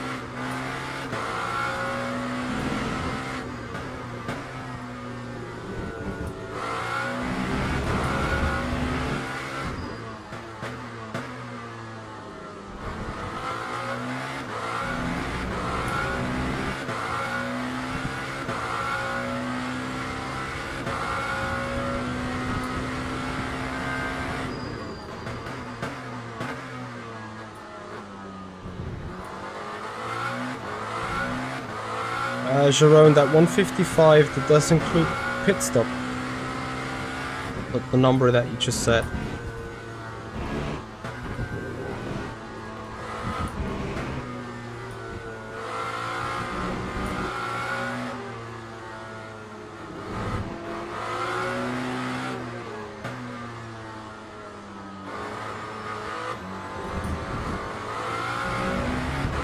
No pit stop calculated. So it is actually likely it's going to be 62 laps, yeah? Is that what you're trying to tell me?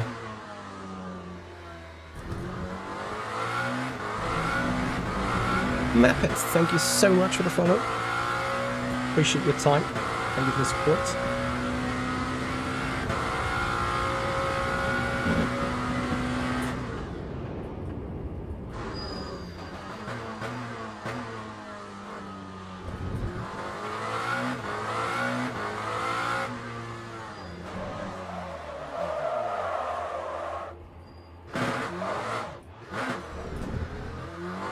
What on earth was that? Okay, now it is only about driving it home on the podium here. This has given us the last shot that we need. I do not know how come I calculated that we can do 52 minutes on a fuel tank only.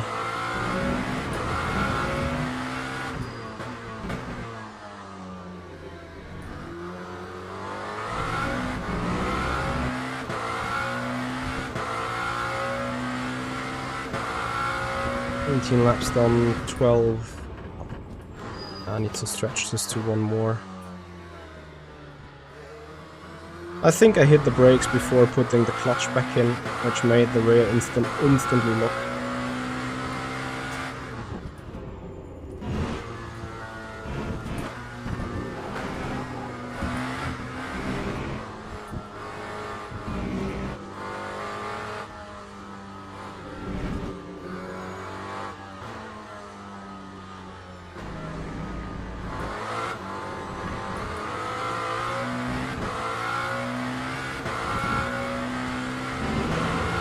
Yeah, but that needs a massive stretch though, no?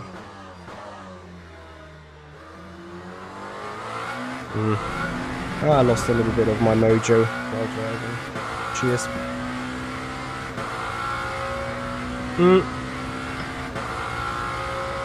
I mean, never forget about the unthinkable. There's always situations that can happen and occur.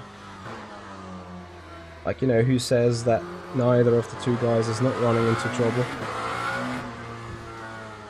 Imagine when the race suddenly becomes too quick and we're doing 63 laps. Saying if David needs to pit in lap 30, there's no way in hell he's gonna save up for 33 laps in the second stint.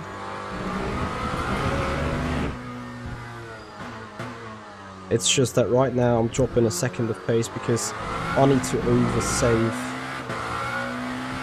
But that is now 12.3 laps remaining. This is exactly what I need in order to do the stretch. Which makes me think it's rather better just for me to go flat out now. Let me do another lap at this pace to see what it is like compared to Aurelian as well.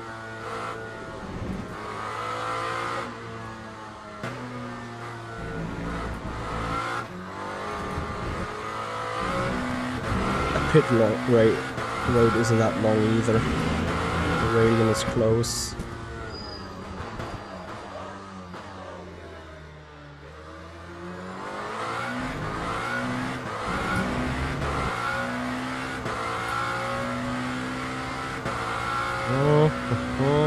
Hey James.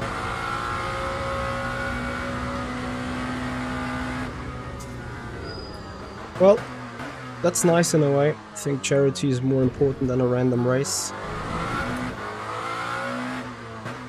Hey Blazotto. You tried one stop and you failed for one lap. Copy. Which car though? So it was a 63 lap race for you, yeah?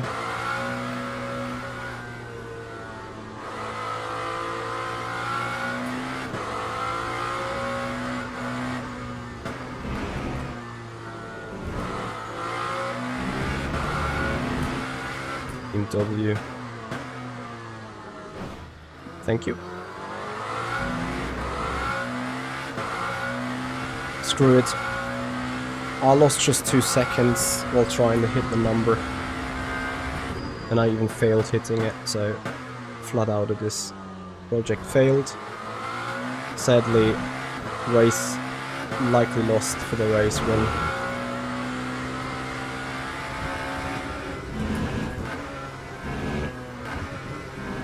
It was a good try, but Yannick can probably make it. But good luck with that. Guys, is the stream acting up somehow? I'm getting a message here. Got that before already. Just wanted to check in with you.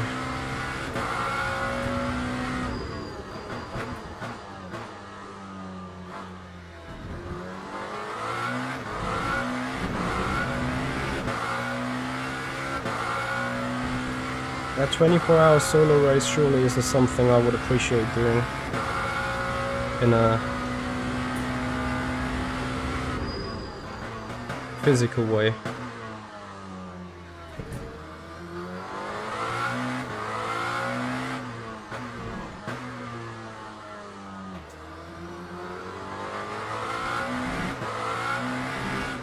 No, I was trying to do 63 laps on 2 tanks of fuel. But I've realized I won't make it. I've overused too much in the first half of the stint before realizing. So we're going back to a full push strat. And the sad story is with me trying to save up fuel, I lost 10 seconds including a spin. And now I'm just like equal with their pace at the front. Which basically means I don't think I have a chance. Unless they have to save even more in the second stint and I can somehow overtake them and do an extra stop. Which is rather unlikely though. Well, that's fine. We tried. Probably I should have done a little bit more math before the race. I expected the race to be longer on the wets in the beginning.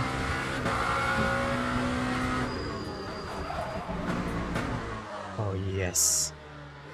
Got to love it.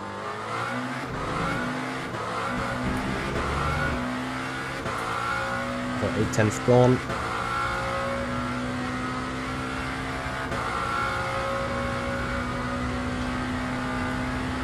Two stops, 3 stints.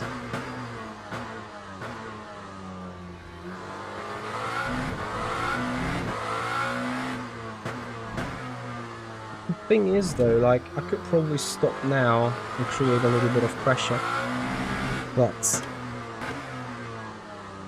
the situation is bad in a way since I don't think that a fresh set of tires is given an ultimate advantage here. If you get what I mean.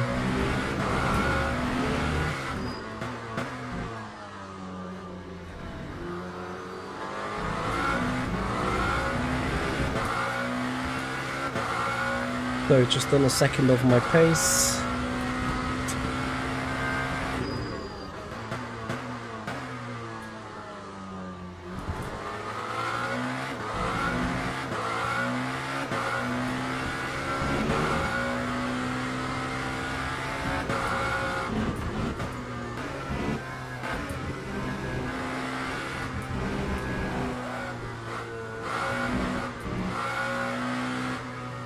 Having an LMDh Ferrari sitting so close behind is a threat.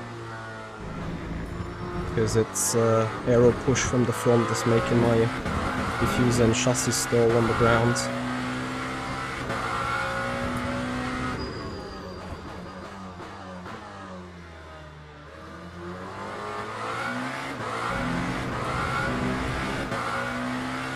Jankish, it's fine that you had to, because it's right, you know.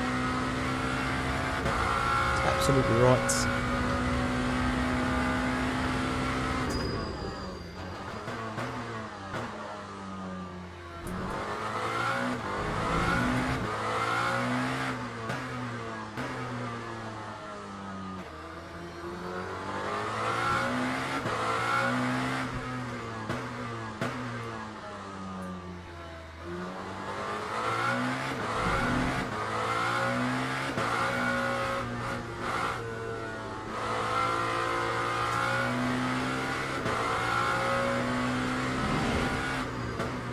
Yes, of course, right now I'm not saving these tires at all, but the opposite is the case.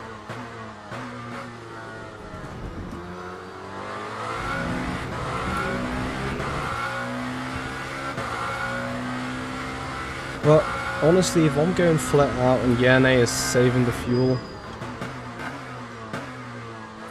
then I wouldn't have had a chance in the first place, I assume.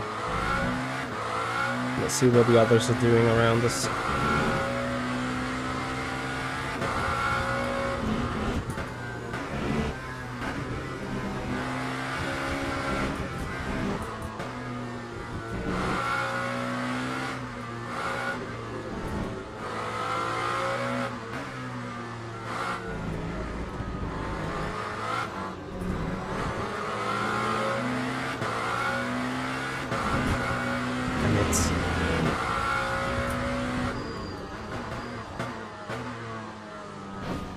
Hey, what the fuck?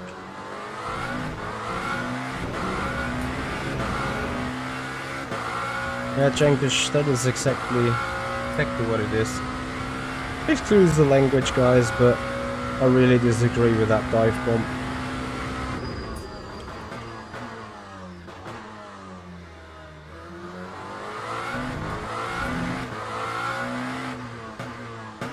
Yeah, whatever. It is. We are committed now.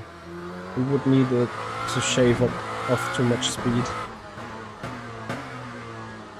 So it's fine.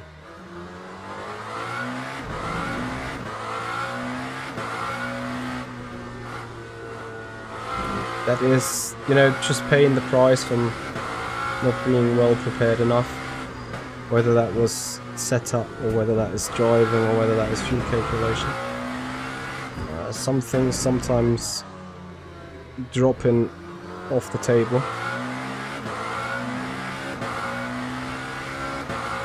Hey, Fulsa Gary. Rather ask Brambilla why he's not in the race. He was signed up for it.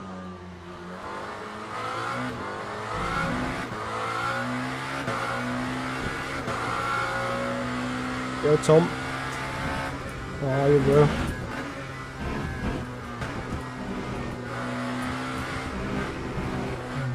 Another awesome point of traffic.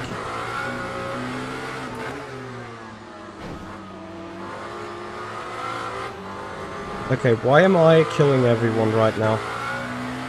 Did I turn in on the guy? If so, I'm sorry.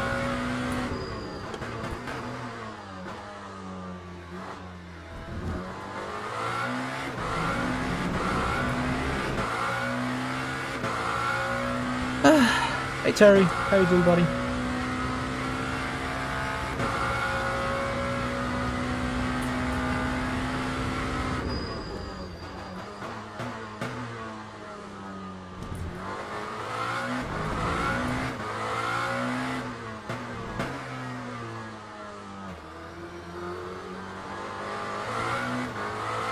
Come on.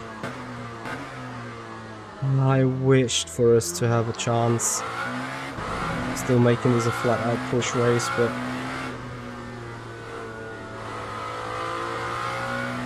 as much as I fiddle around with the setup, still I wonder whether I went too conservative with the rear. Although I'm quite having my issues with the rear already. Oh. Just need to go back to school, I guess. The Porsche ran into me and then spun. So the question is, did he run into me because I squeezed him?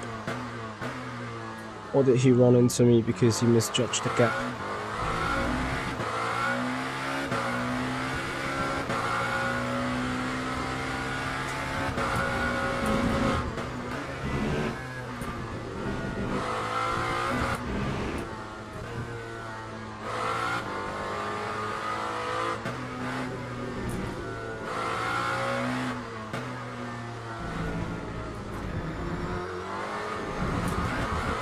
No. Who's the track limit galore?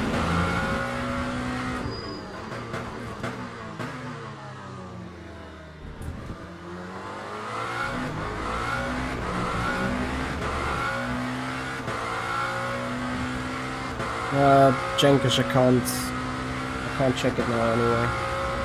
I'm sorry if I did so.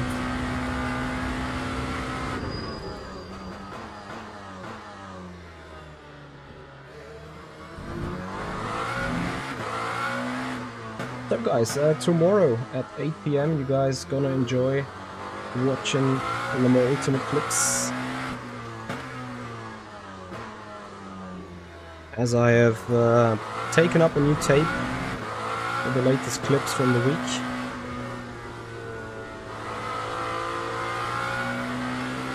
Yeah, exactly, it's happened.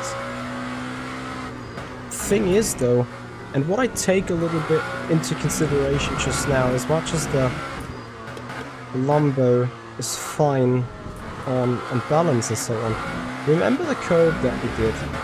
I have been significantly slower than Yanni with it. Not much. Well, not badly, but still. A 10th here, a 10th there, another 10th everywhere.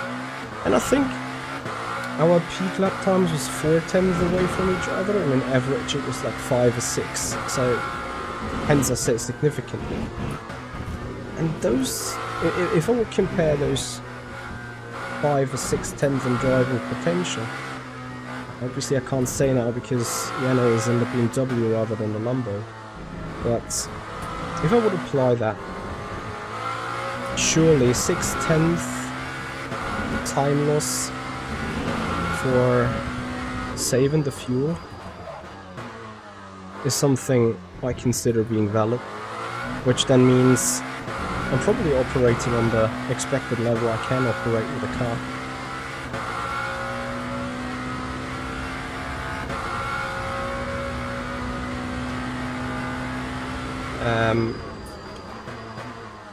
That also means we're a tiny little bit off at the minute.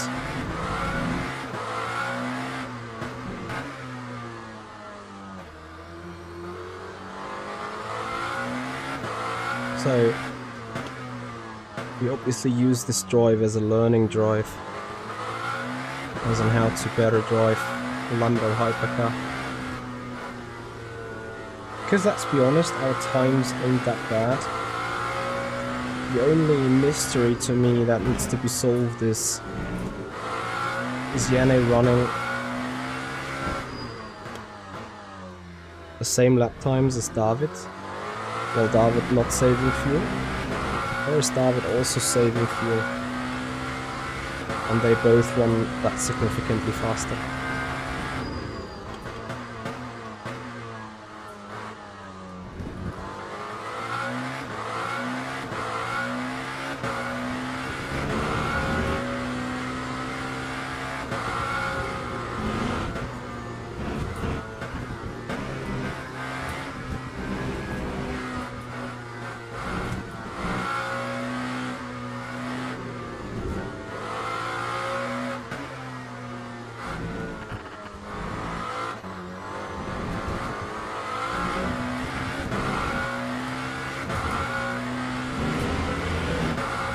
Do I think clutch and lift should be fixed? I mean, you can argue for yes, you can argue for no. I don't care as long as it's the same for everyone.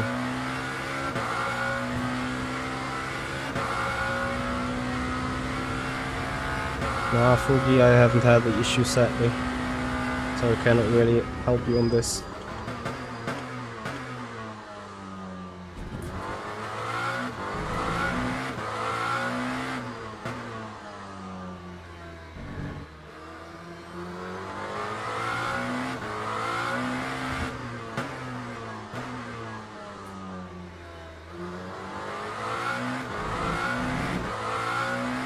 Nick, thank you very much for your sub on the YouTube channel. Welcome to the crew. Thank you for your support.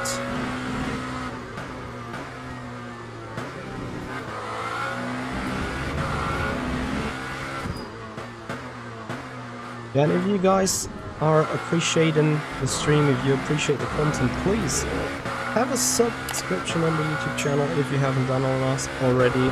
Follow us on Twitch. Massively appreciate it.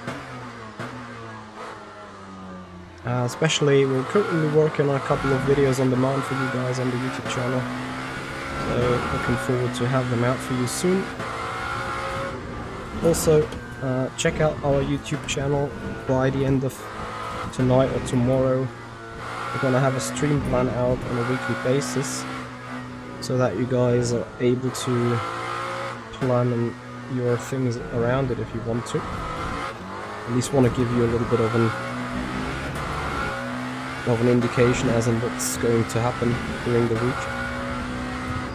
Maybe important to note though that these dates are always a little bit subject to change for things that I couldn't foresee coming in the beginning of the week. So let's see what's happening here in this race.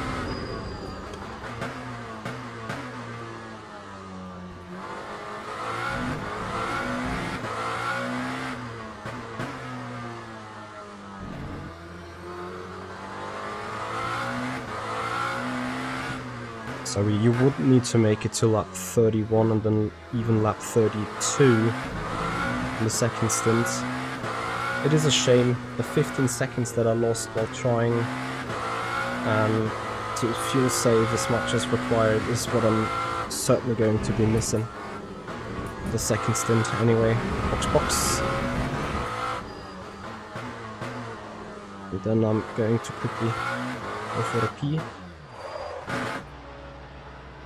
Go box the car, box the guy.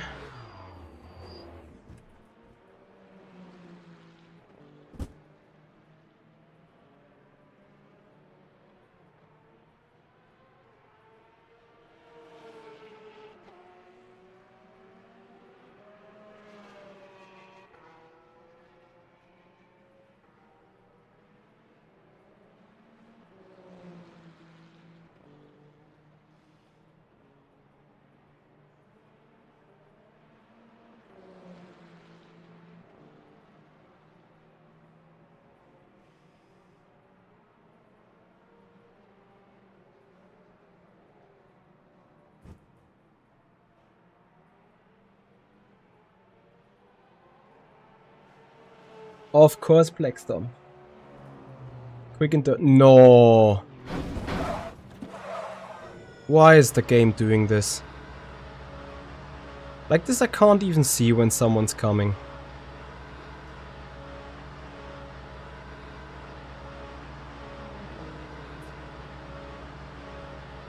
What the fuck?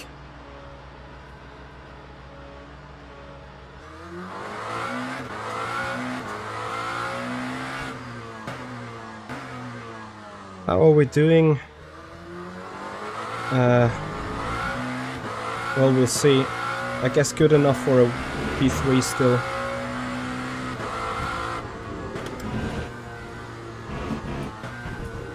I forgot to...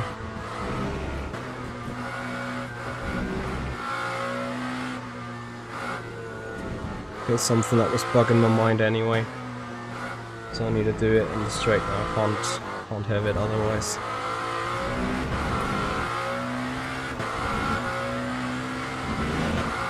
Mazotto, thank you so much for your Prime sub for the 2nd month in a row. Much appreciated, buddy.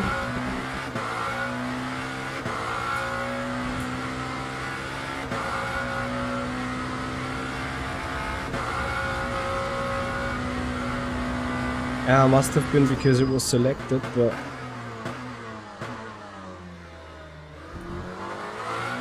I mean the guy that came in probably parked correctly.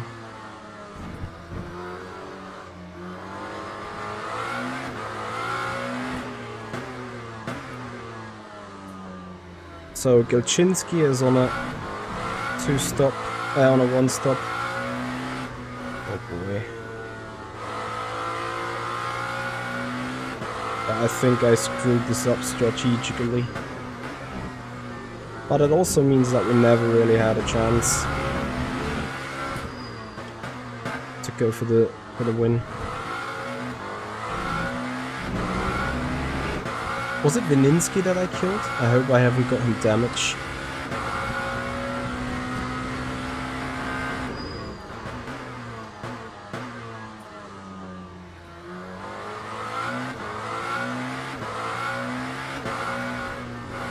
Oh, Aurelian Brew and Gilchinski also going for it. Yeah, okay.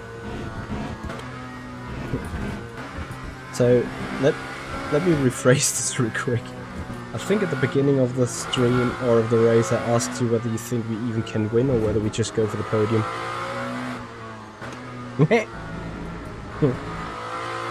Well, how do we tell you? It's probably going to be neither of it at this stage. Unless I'm now able to like completely send it hard.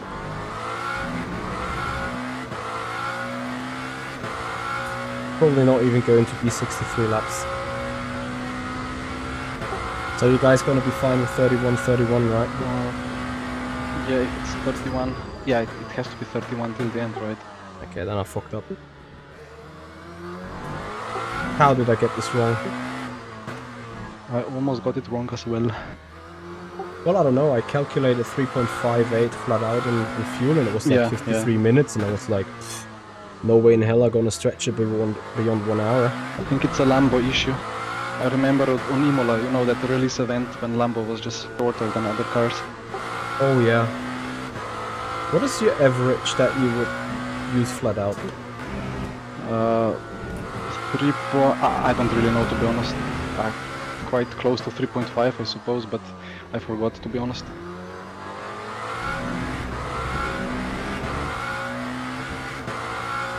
No, Janus, this is live online racing.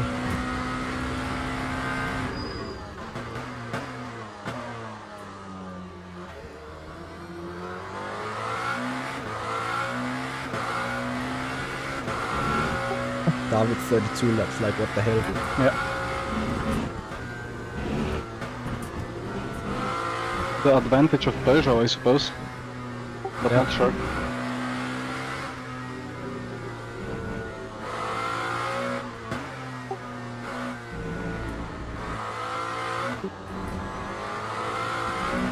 I mean, it would make sense because, as you just mentioned, the issue. Yeah. We found it out when it was Lambo versus Book. They're probably two extremes in some way. Potentially.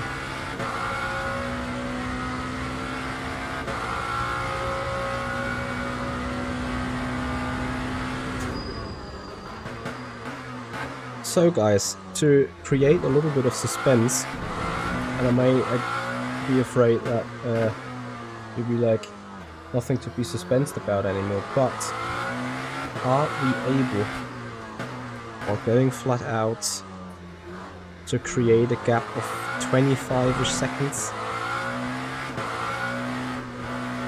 for the cars behind? While they are saving?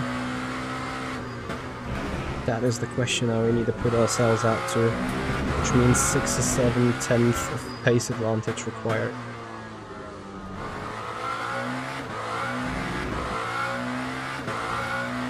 Denke ich, der Pub ist der Peugeot, ja.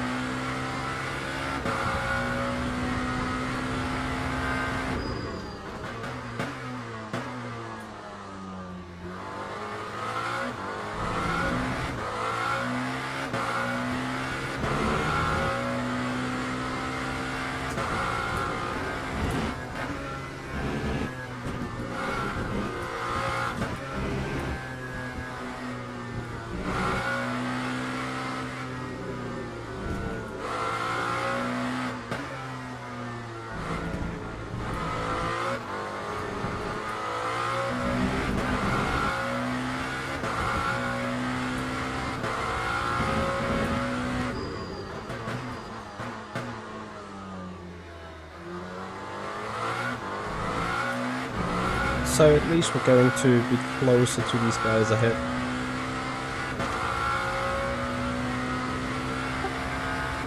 That could have been a race-winning move for Yanni.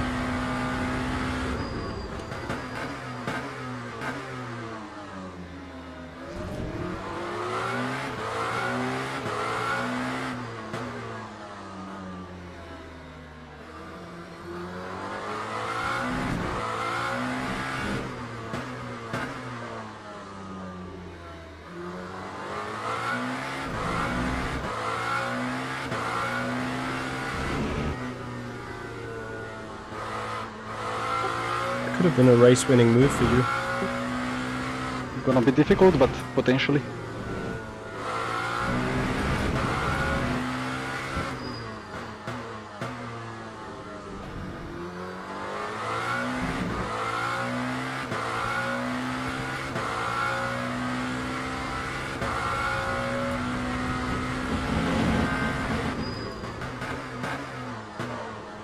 Oh shit.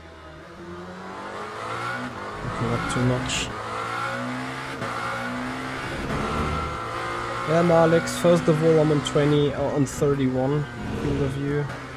But I hope you have used your correct values for the field of view calculation. To be quite honest with you, there is no way in hell, neither with seat position nor with the field of view, you can enable to see the apexes from the cockpit. Only VR people can move their head around to see past their cockpit doors.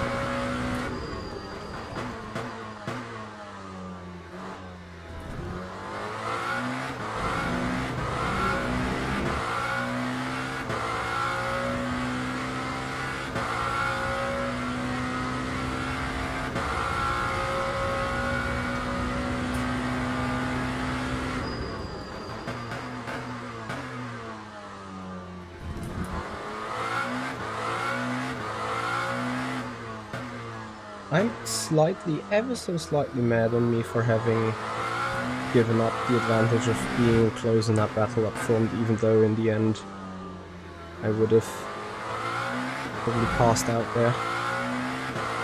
Simply because it would have given me the opportunity to run with these guys, even save that little bit more fuel, sit in the draft, and so on.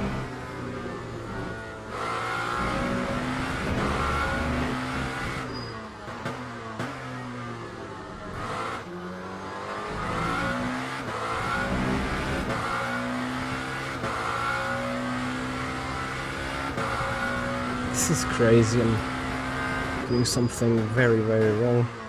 Like, these guys are saving fuel, I'm not, and I'm still not faster. In fact, I'm losing a shitload amount of time.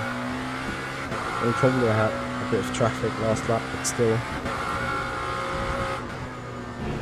I'm gonna spin. Oof.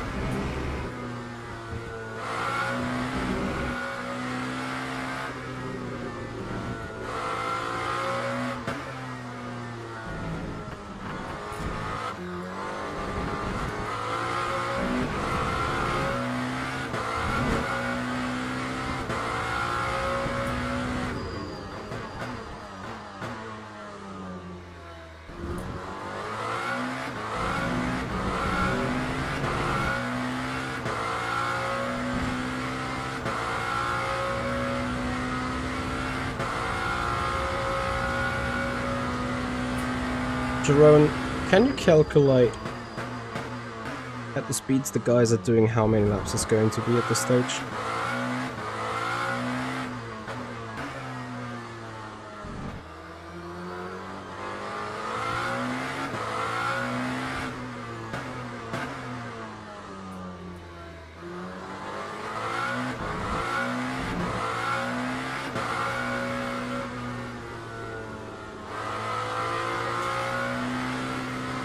Yeah, exactly. Would love to have an own race engineer, yet alone the possibility to have someone watching as an engineer. This would be great fun. So Aurelian is half a second off. I do perfect laps, I assume.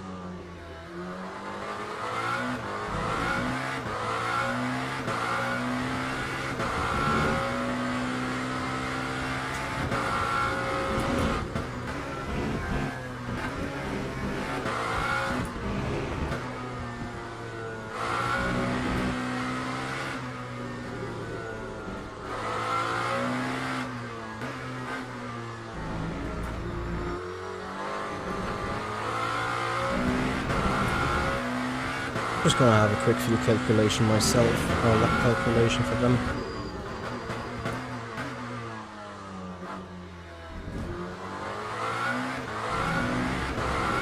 It's going to be 49 minutes, 60 plus minus 15 plus is minus 15 obviously. As in plus 15. Damn it!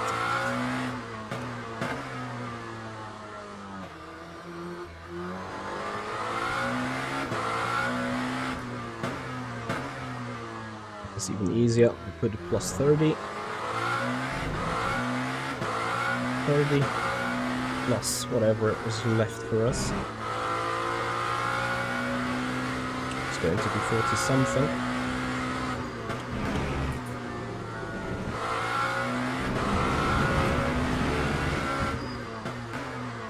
Even 30 something.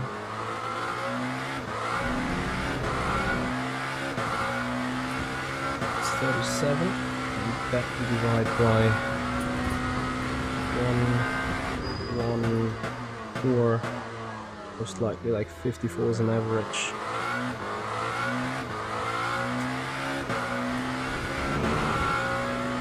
"27 laps from here.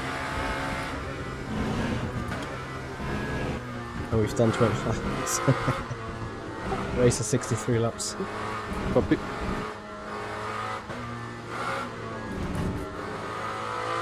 Off. Oh, cool. I can't be arsed. And I'm too slow.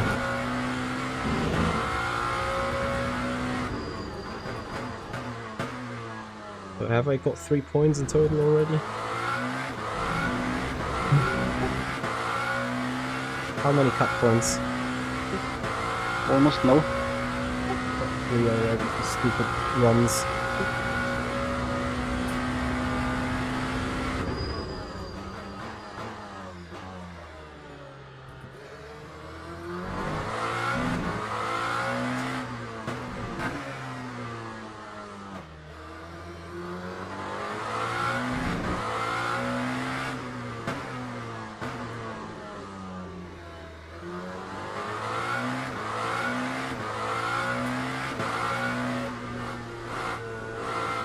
Aaron's still here.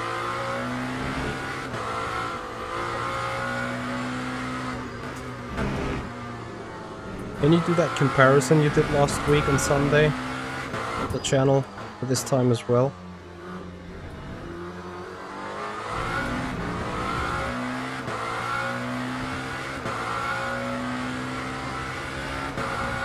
And send me in Discord. It's fine.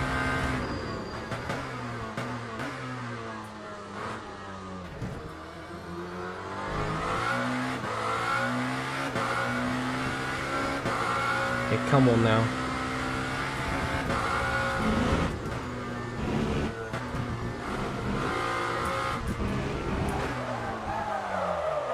that race is done now. Bonk.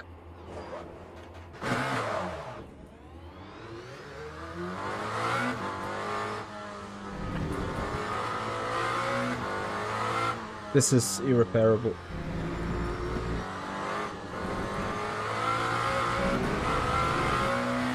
Unless no one of these guys behind is saving for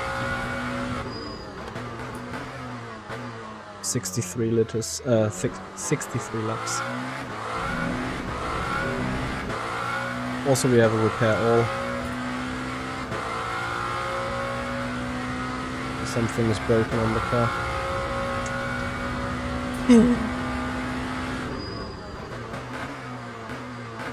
Okay. Had 8-hour week this week. Like, we've had so much bad luck all around. 3 times game crash. Then we stupidly DNF'd in Spa lap 1. Then we got killed here in the GTE a couple of times on that one race. And now I'm really kind of suffering the same issue with this Lambo again, as I did in Spa with the co-op. Remember, I had a horrific balance in that car.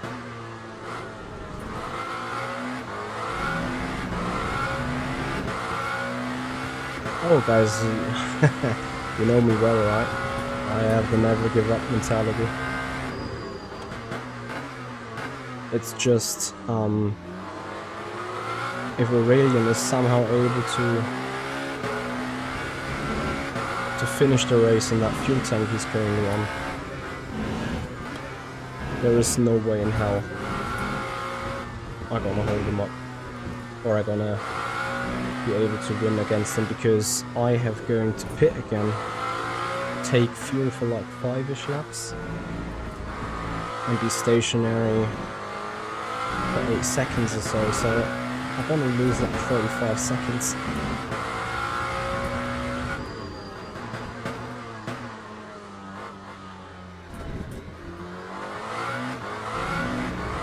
Ciao Vitesse, how you doing?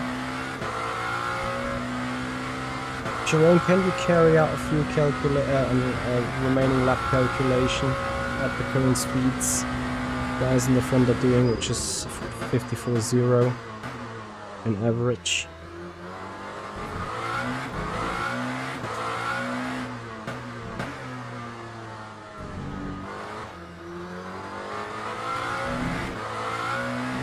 It's fine, Jenkish, but giving up has never been on our menu. Despite that, there was one race in Formula Pro where my internet disconnected in, I don't know, minute 5 and minute 6 into the race out of a 1-hour race.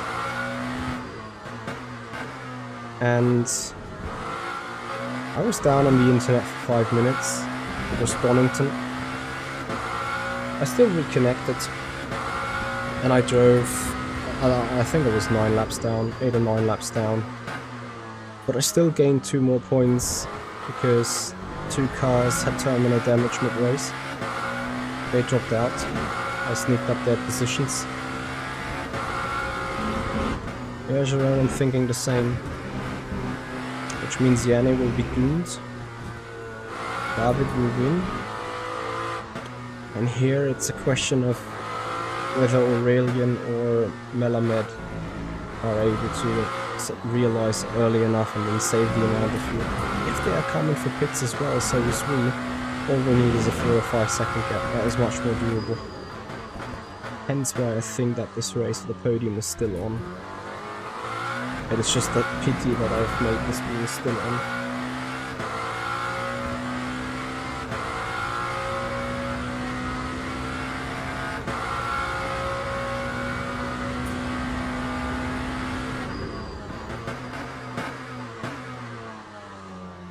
Anyway, at the end of the day, all we need to know, or all you need to know, is that this is still good fun. This is good fun racing this car.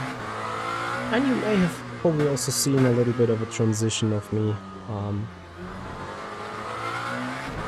I I would have been furious a few weeks back with a race performance like this. You probably would have seen me sitting here, the car's shit and I'm shit and everything's shit and whatnot. I try to not have that anymore for multiple reasons. First of all, this is a fun race. As much as we are sitting in a good top split, that we could also win on any day. We're just not in contention to win today, and that's fine. As you guys know, I lost over 120 or 130% of the R ranking, and as much as I was caring a lot of it, like, can we be go-to and can we be like P1 in the global leaderboard? We've been there, we've proven it to everyone, and even though, what does it get us after all? Like, it's just a random statistic that doesn't say anything at all, because we won't be winning against anyone all the time. So all this driving rank and winning races and also the statistics, yeah, it bugs me a bit. Yes, I'm looking for statistics, but after all, I don't care. I don't care at all. The only thing I care about regarding driver rank is that it is sufficient to always sit in a top split and have the best possible races delivering to you. Because imagine if I really sweated the car. It would really be like, okay, 2 or 3 hours of setup work, upload the setup straight away to the shop, and then get pulled by 2 or 3 tenths, being pitch perfect on the strategy every time, then run away 5, 6, 7 seconds at the front. I mean, we can do that, but is that fun to you? No. Is that fun to me? Perhaps for my competitive me it is, yeah.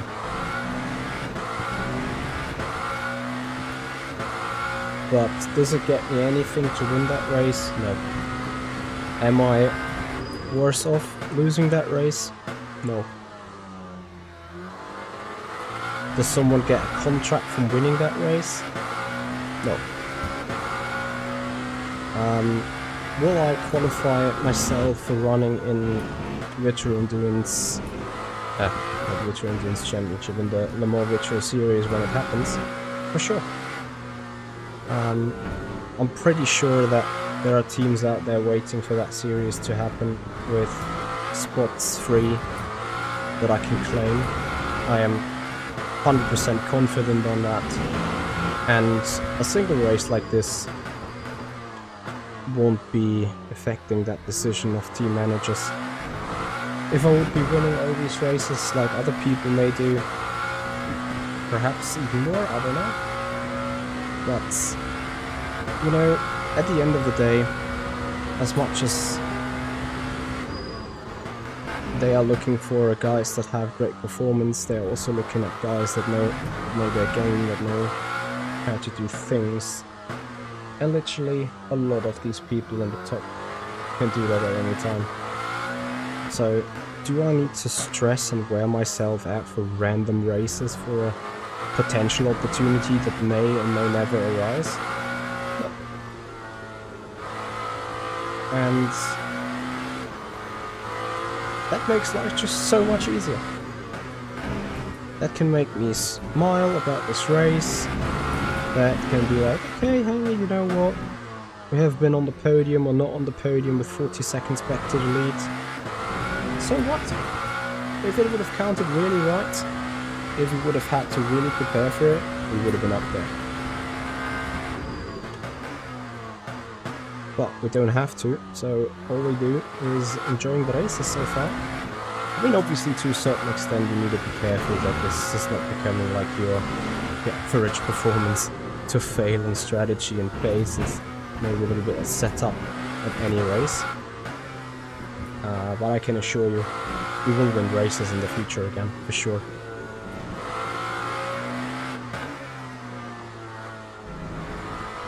It is just, like you say, Jenkish, good approach. It is about mentality and mental health.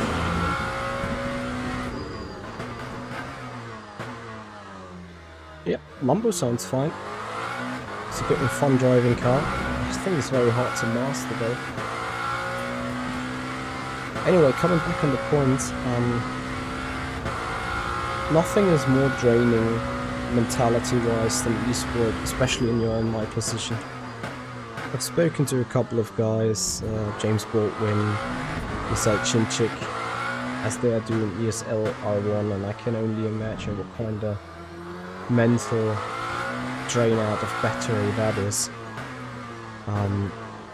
I'm simply not ready to do it. I'm ready to give you guys good content, which eventually the content is much better if you prepare less, because you see me struggle more, you see still the potential that I have and the performance that I can produce over a single lap sometimes. It's just when jumping around with all these cars, things are getting different every now and then.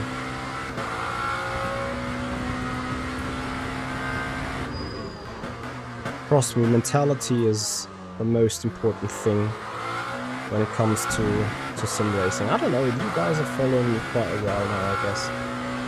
But have you guys, over the period of time, seen a specific weakness of me? Let me know what you think. And then I'll tell you where my weakness really sits.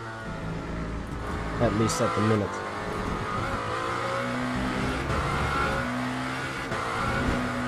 We have already mentioned it at some point in some Mitch's eSport diary.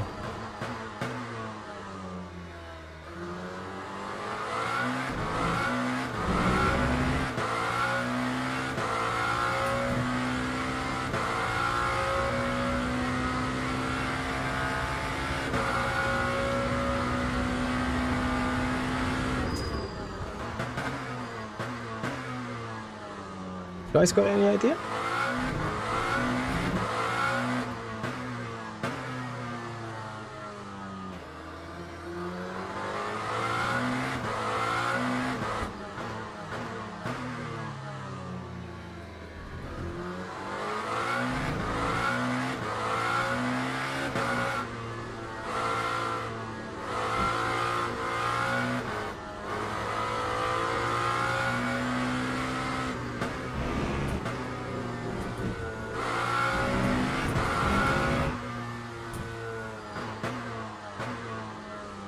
And yeah, as much as I said that I don't care, that I never give up, I've also kinda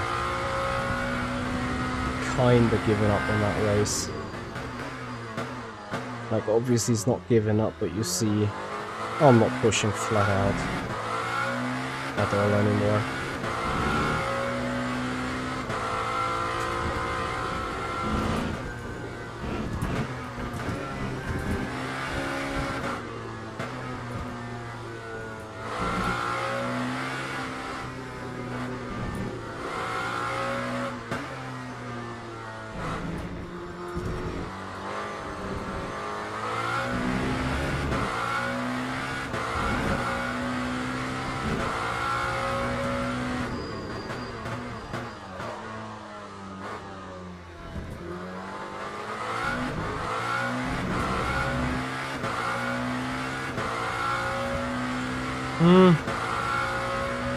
Maybe that might be a point. I think the Lambo is not too bad either.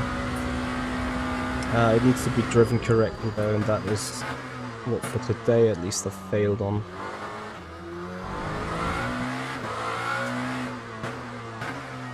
That's fine. You have to get and keep learning, you know. When you see it also, the front bonnet is quite broken now. As we have this repair all damage.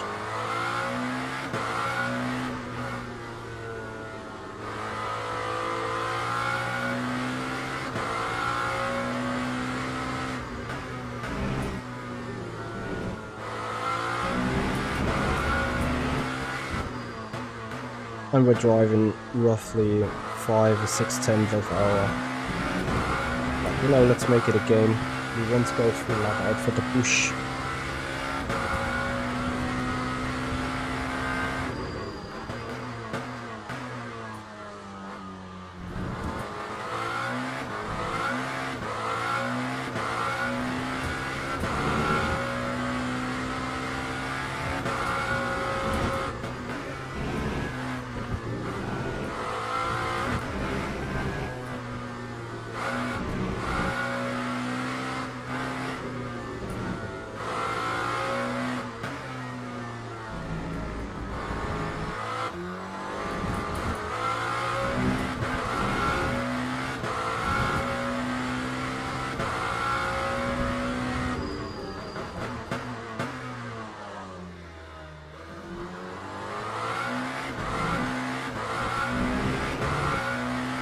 I think LMH is better. LMH is, you can just be so much more aggressive on the brakes compared to LMD. And then additionally, in some corners, having a front engine motor is probably also beneficial. Or the LMD is only having the motor sitting at behind. Also, an LMH stays active in the pits. LMDH needs to be cold started every time and being stationary on the pit garage, which is a threat for when you have an empty battery. The LMDH race is done, whereas an LMH race can never be done in that regard. So, last lap 7 tenths, 8 tenths, 6 tenths off, this lap only 3 tenths off. So there you see how much potential we're still sitting on. Whereas simply right now, that is maybe a mental weakness at the minute. I'm not going that flat out to increase the gap to a railing that much as it would require it. Also, a problem is obviously when I would do that, probably kill the tire with a shitload amount.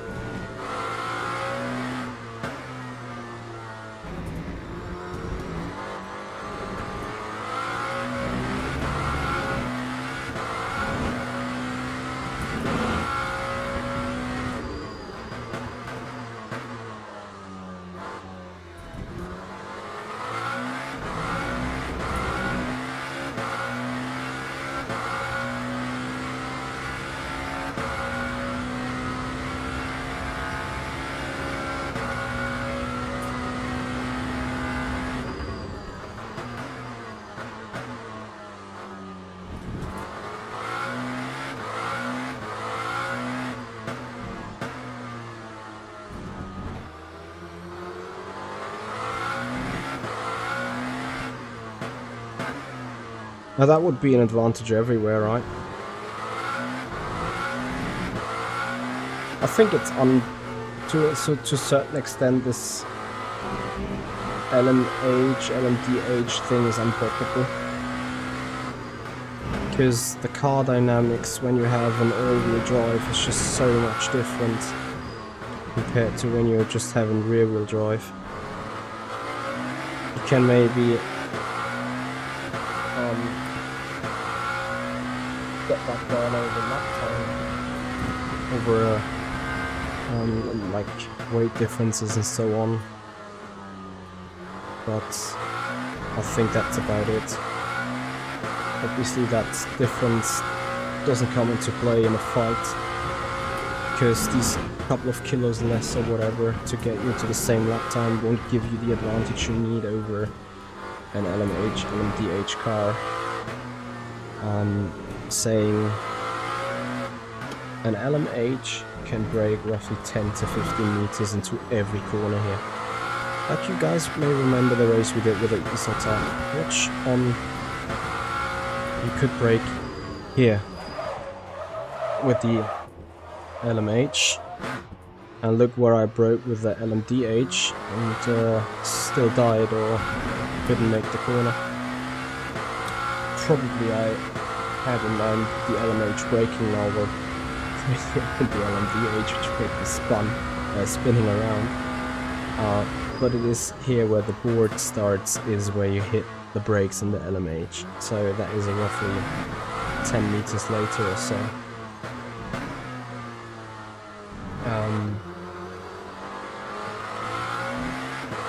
My live tutorial on how not to brake for sure.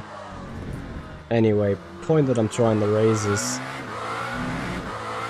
LMDH braking is way harder. You are more likely to lock the rear since the region is sitting on the rear. In LMH you're more likely to lock the front since the region is sitting on the front, and it's only if you're overheating the front tires that the rear is locking. Or generally, like you run obviously a lot more brake bias to the center of the car, which is making the difference anyway.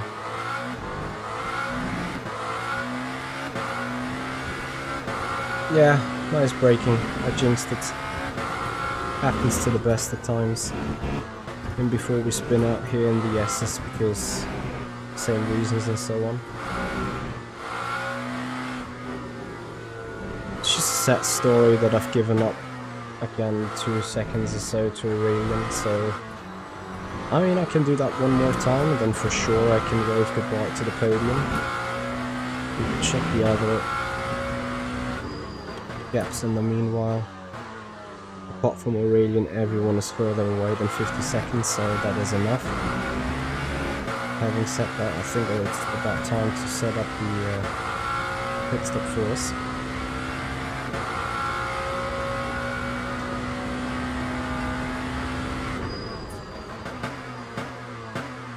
Same with the downshifts, you can be very aggressive on LMH downshifts. LMD downshifts, you have not really a chance. If you are aggressive on these downshifts like I was, you're gonna spin like a... You see what I just did, right? And you loved it.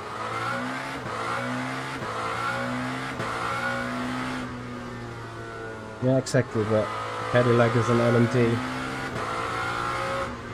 Nothing to play for regarding the brake system.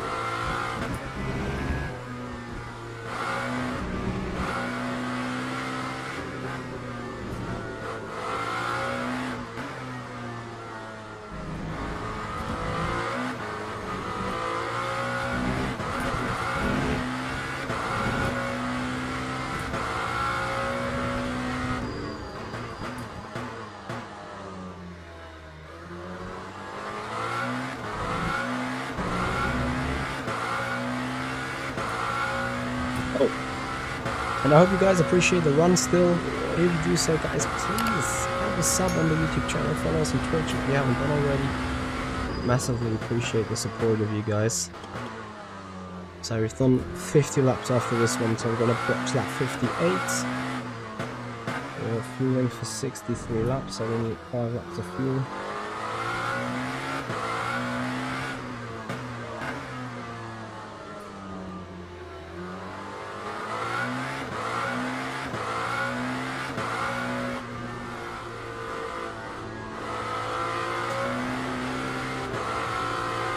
I think it's not the added weight that made the car more drivable, I think it's the generally attached FFB improvements that they did. Remember, they have equalized the FFB, so you don't need to fiddle around.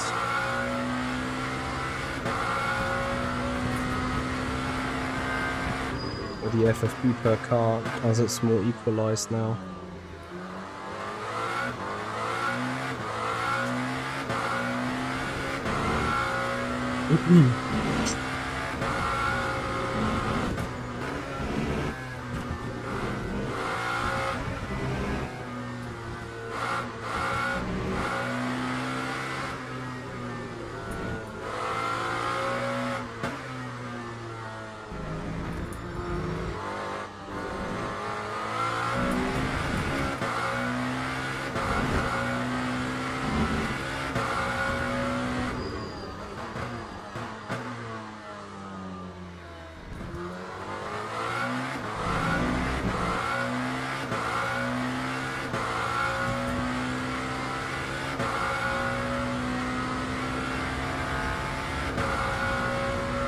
Right, so 3.5% of virtual energy per lap.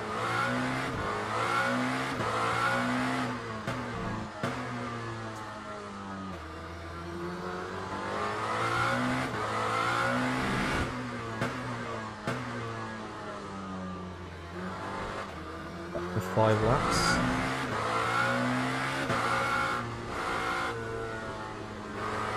And a half. We're going to put 18. Should also put front left, but can't be asked. So since I'm gaining time to Aurelian ever so slightly, I think he's going to go to the end.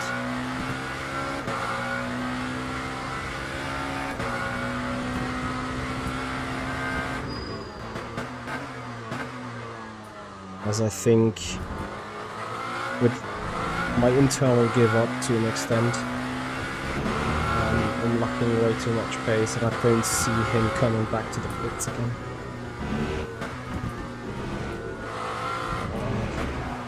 I've got massive frame drops now. I'm not sure if something has happened. Are the streams still fine, guys?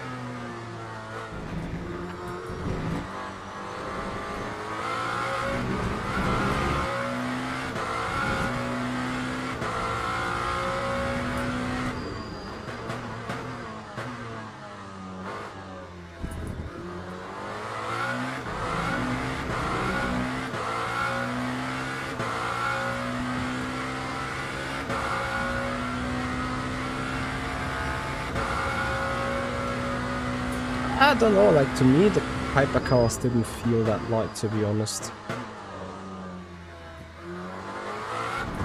To me they were still pretty heavy tanks.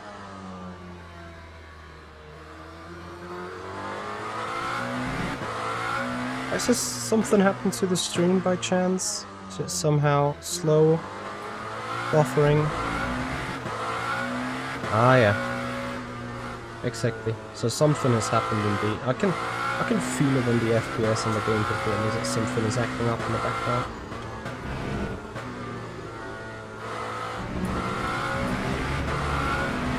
I'm not sure if I can fix that, to be honest.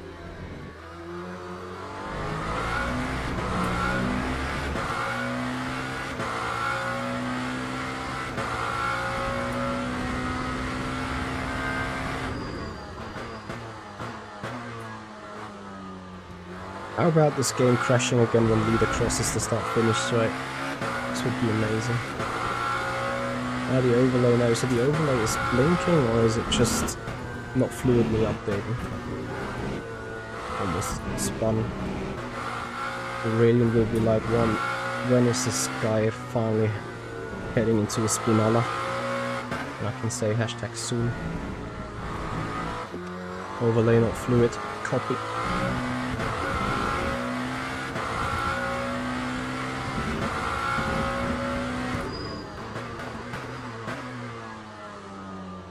You know what?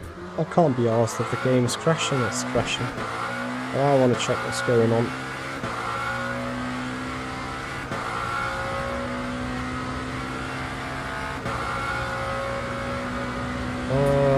How is it even called? Race lap at right.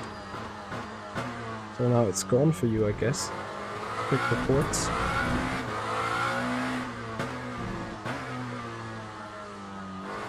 Is it still there for you?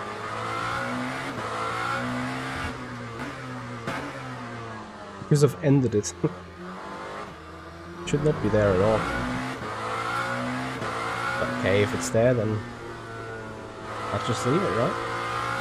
Maximum happiness for the viewers. Okay, now I go try maximum happiness for the Michi. How are we going to try it? We are adjusting the ARBs. As my front is not rotating at all. My front ARB is softer. Show me them spins.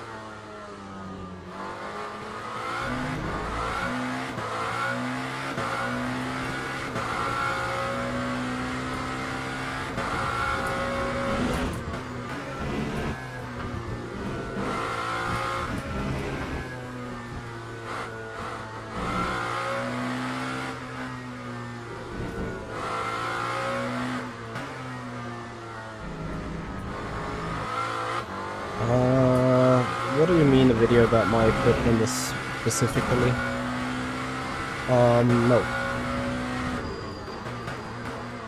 But I can do a rig tour at some point. Now I don't need gimbal, that would be something I can really do.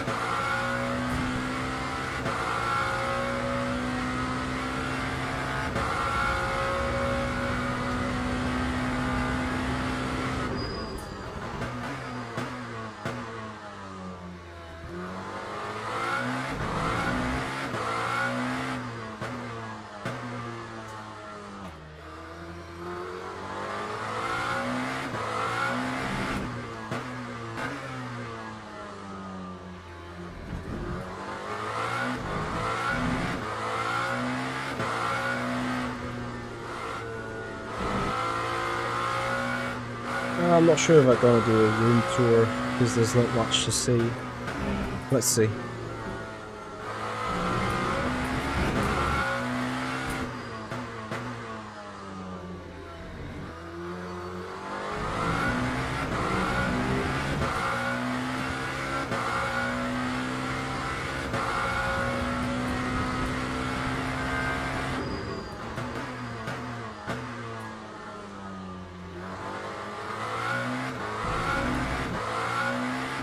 Certainly not going to do a bathroom tour.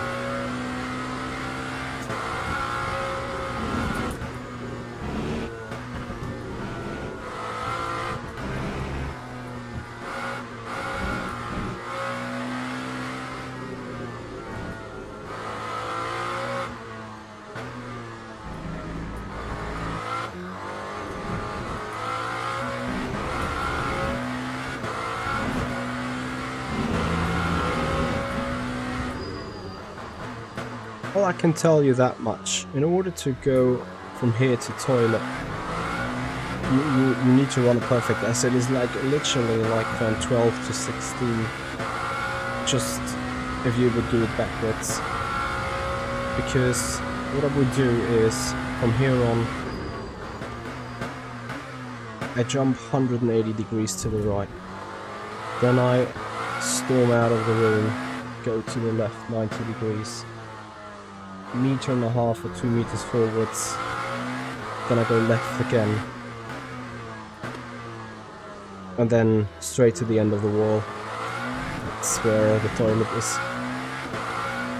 So it's roughly 8 to 10 seconds sprint, depending on how much grip I got in the feet. Sometimes these racing shoes, I need to make them wet before a stream to have maximum grip on the steel plates, because I think they are dusting up at time. Jesus Christ, like I'm just going so slow. Amir, how you doing, buddy? Thank you so much for your Prime sub. Your tier 1 sub. For 10 months in a row, thank you so much, bro. I can already imagine Oregon in the back, be like, what the hell is this guy doing? Why is he so slow?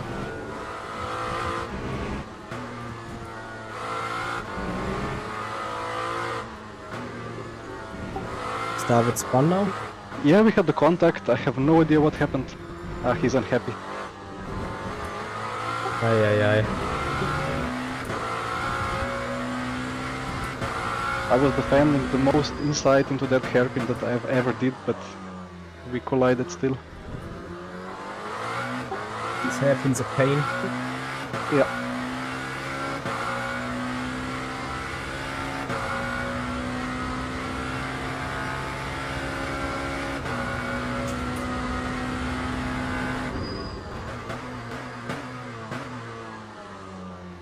Well, something is acting up on the laptop too.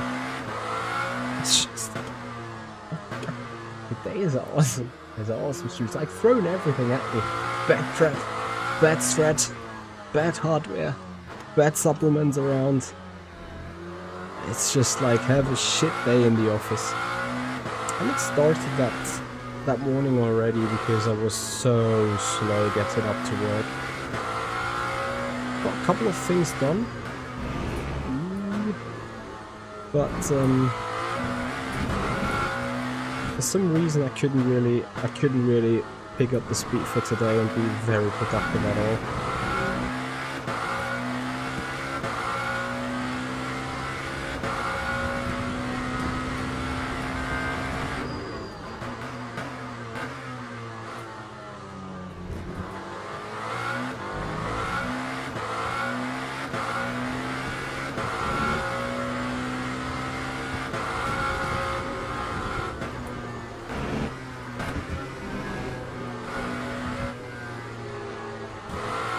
being outridden myself and a Porsche being outridden is savage. Do you have damage? No, I just messed up. I'm subconsciously giving up some time gained. God, I'm doing that since lap 10. Yeah.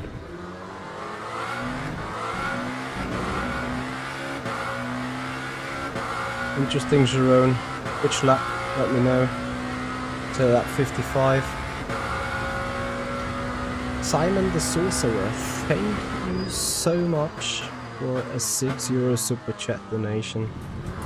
Bro, you're such a legend. For the giga support.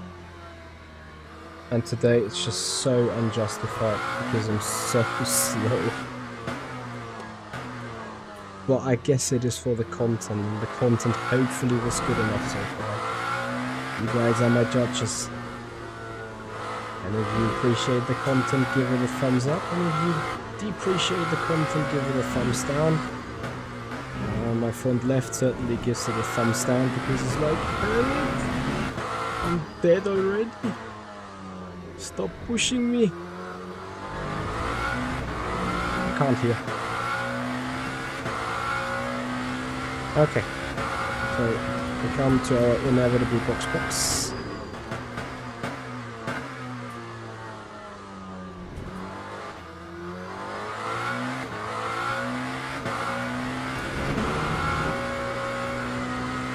The easiest hypercar to start with is likely the Toyota, because it drives naturally quite alright.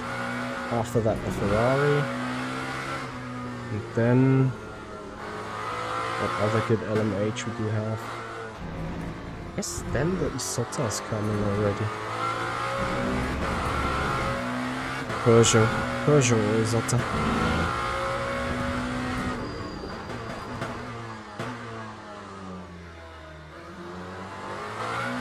Don't tell me you're trying to re-engage a battle now. I'm saving fuel as much as I can. I'm a bit low. But I did run off by mistake when doing that. Well, yeah. That's how it started for me as well. Meanwhile, I'm pitting this lap. Ah. And watch Aurelian Brew to go home. Mm-hmm. Or hopefully be caught off by 63 laps too.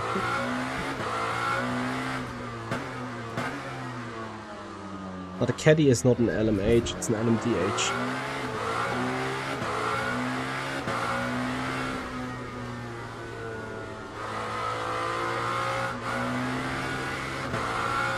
Come on, car, rotate.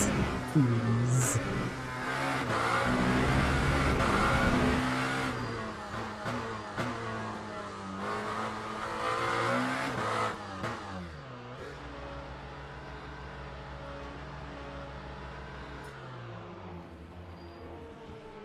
Yeah, Simon, I'm looking forward to that as well, pretty much.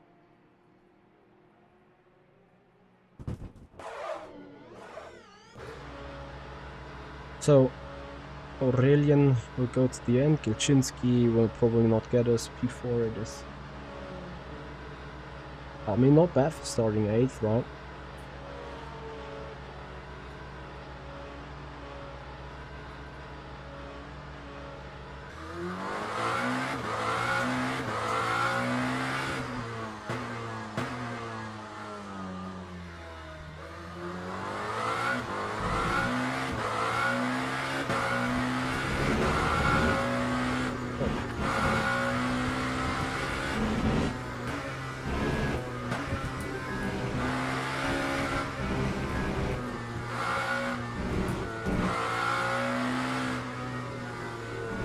Simon, are you racing there with the league or planning to?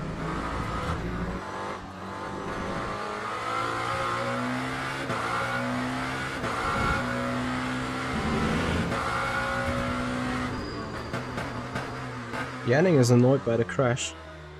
Why so? What's up with him?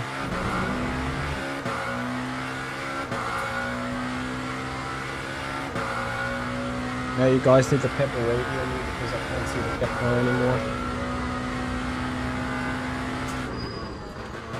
yes, I will be checking out LFM as soon as AMS2 as soon as LFM is coming around the corner.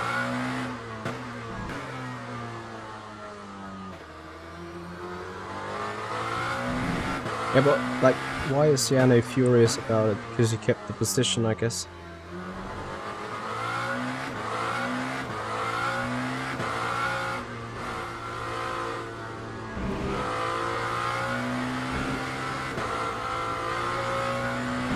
Yeah, I mean, that's racing, right?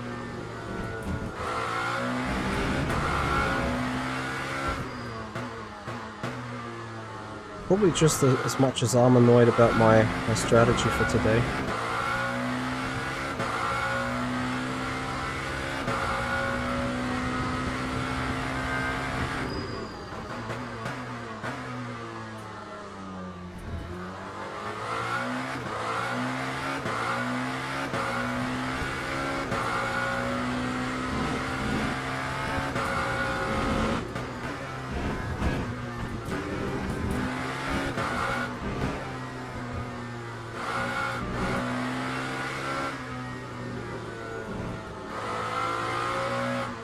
Oh, what are you doing?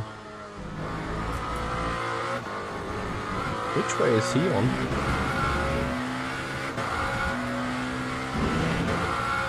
I think David is gonna eventually come back on Yanni's rear wing and make the move. What is the gap? 1.5? 3 to go. Guess it's going to be tough, but potentially possible.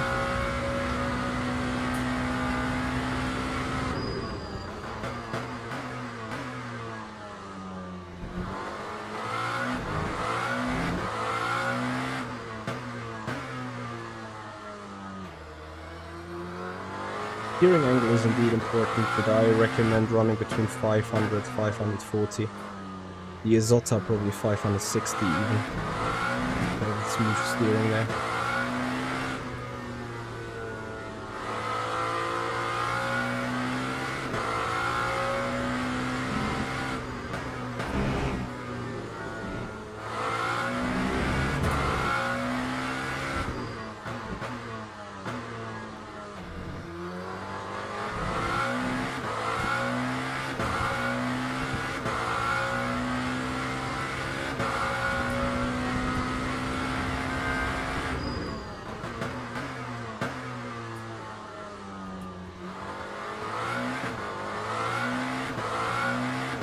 David probably ain't no chance.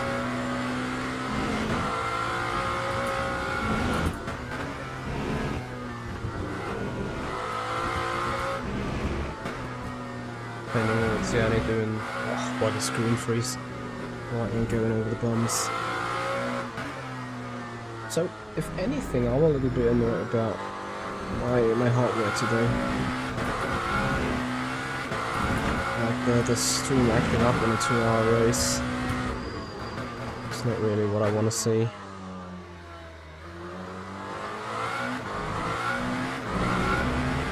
Or is David also short in fuel? I was just stuffed up in traffic. Where are these guys? No, there are no traffic at all.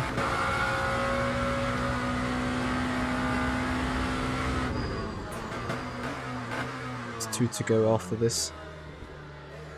Oh, rotate. Come on.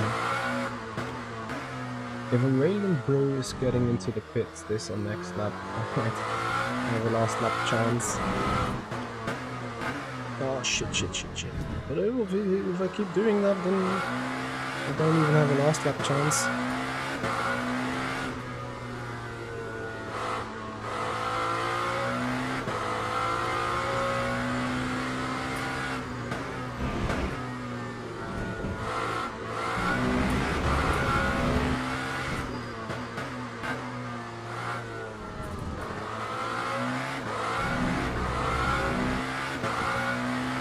Let's see if we have any pace whatsoever. Oh, 1 lap to go. No.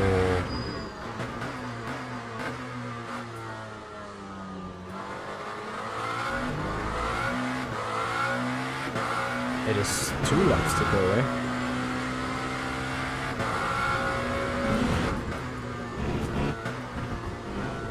can Yanni shorten it? I don't think he can. Like, he's been a minute ahead of me. Back police. He's now going through turn 8. 18. Penultimate turn. Nice, this extra lap.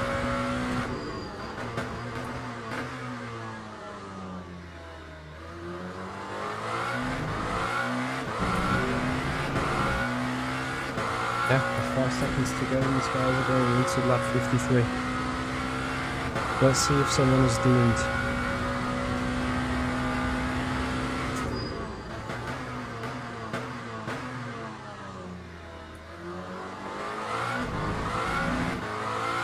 And I hope it didn't say 1 lap to go for Aurelian, and now he realizes that he is screwed over.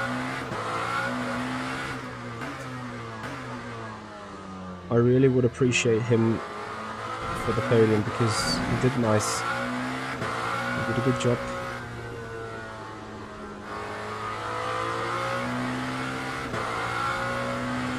Yeah, exactly. Extra lap by 5 seconds. I called this 45 minutes ago, you remember?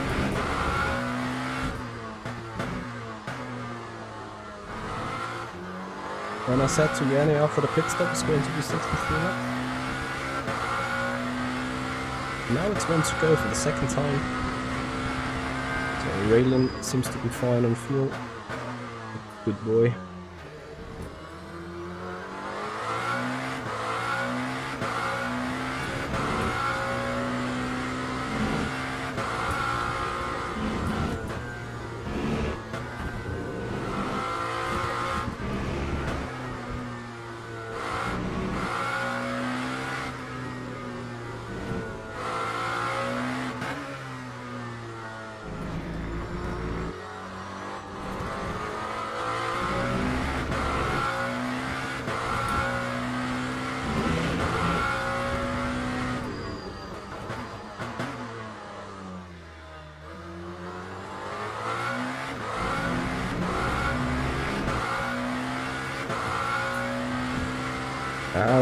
That was an interesting one for sure. So my game held up though, which is great. Yeah guys, we're gonna have a look at the spicy crash. Jerome, which lap will we need to look at? And which turn? Gonna have a check. JT, thank you so much for the primes up. Much appreciated. And we're gonna have straight away a look at the start. Nice job. Oh, thank you. It's gonna be a replay party. A replay morning. Enjoy. Thank you.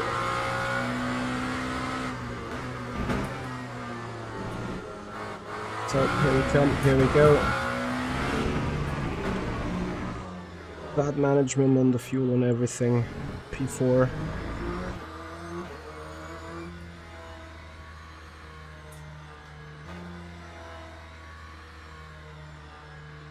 So let's have a look. I guess that's interesting, I guess. Which lap, Sharon?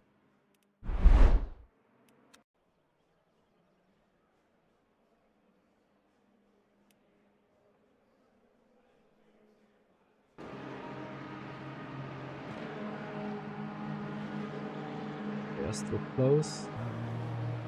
Yeah, they are still close. There, they are still close. Ah, probably that one. Oh yeah.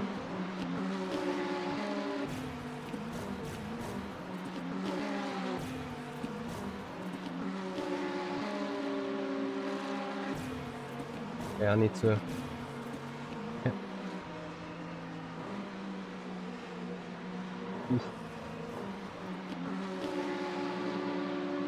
So, Simon, I need to make it slow-mo because otherwise this happens. For me, Yannick goes to the right. Like, what the hell? Stop. For that replay tape. Yannick comes to the right again.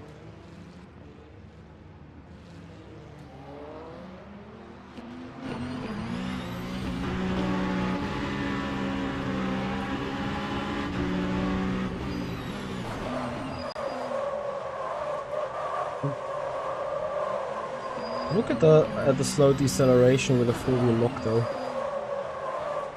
Car's just not stopping.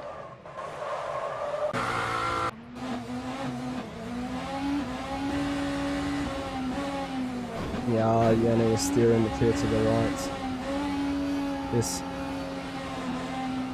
That's moving on the braking. I mean, he tries to open up the corner for him, but he has to anticipate. It is a bit tricky though.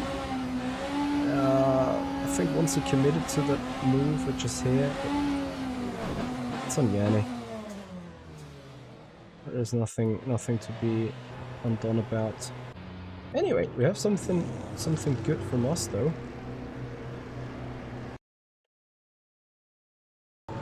Look at that start. Down from P8. There's a 1, there's a 2, there's a 3. And we're 5th already on the hill up towards turn 1. What a ridiculous dive of us. Running in fourth, slightly touching that Porsche. I think here we were quite close from dying. Oh! What?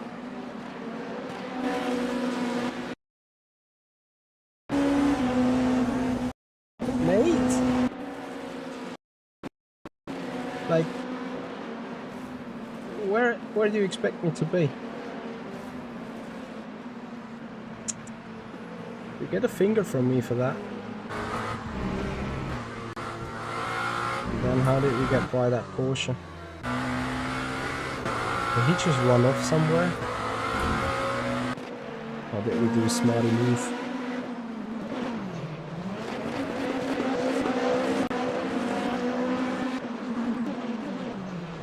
Jenkish, I think...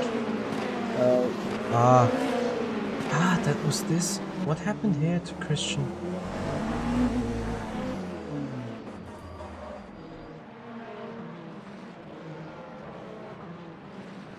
He just parked the car? Engine off? DNF? What? Yeah, I guess David didn't go back to the racing line because the LMH is much easier to rotate on a tin top. So we were looking back at the scene. I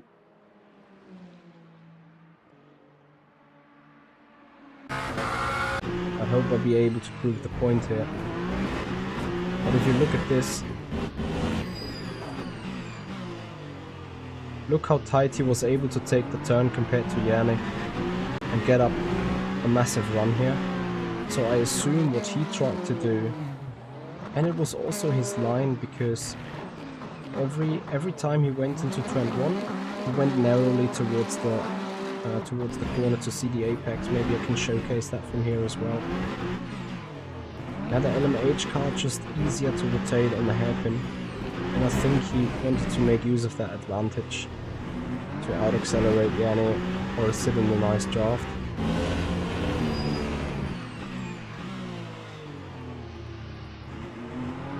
But we see that the cornering is just tighter for him.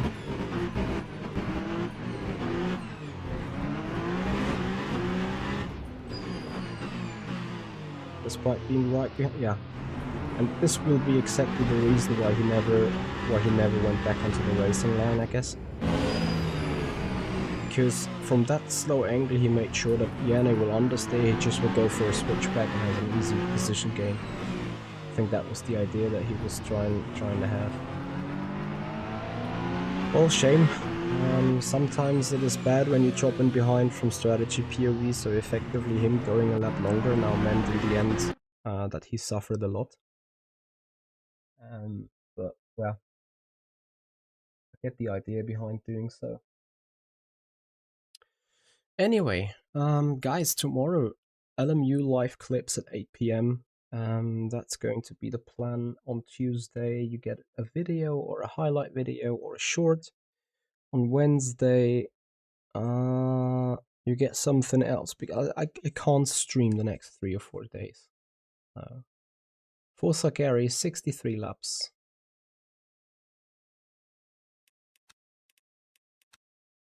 I'm gonna look at the profile. Is Steam down?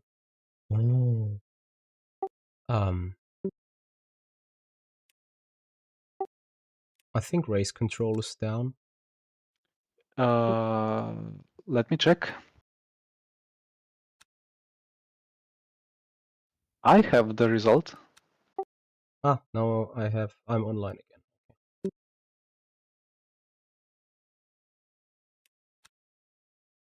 Small gains for us even despite 8th and 4th.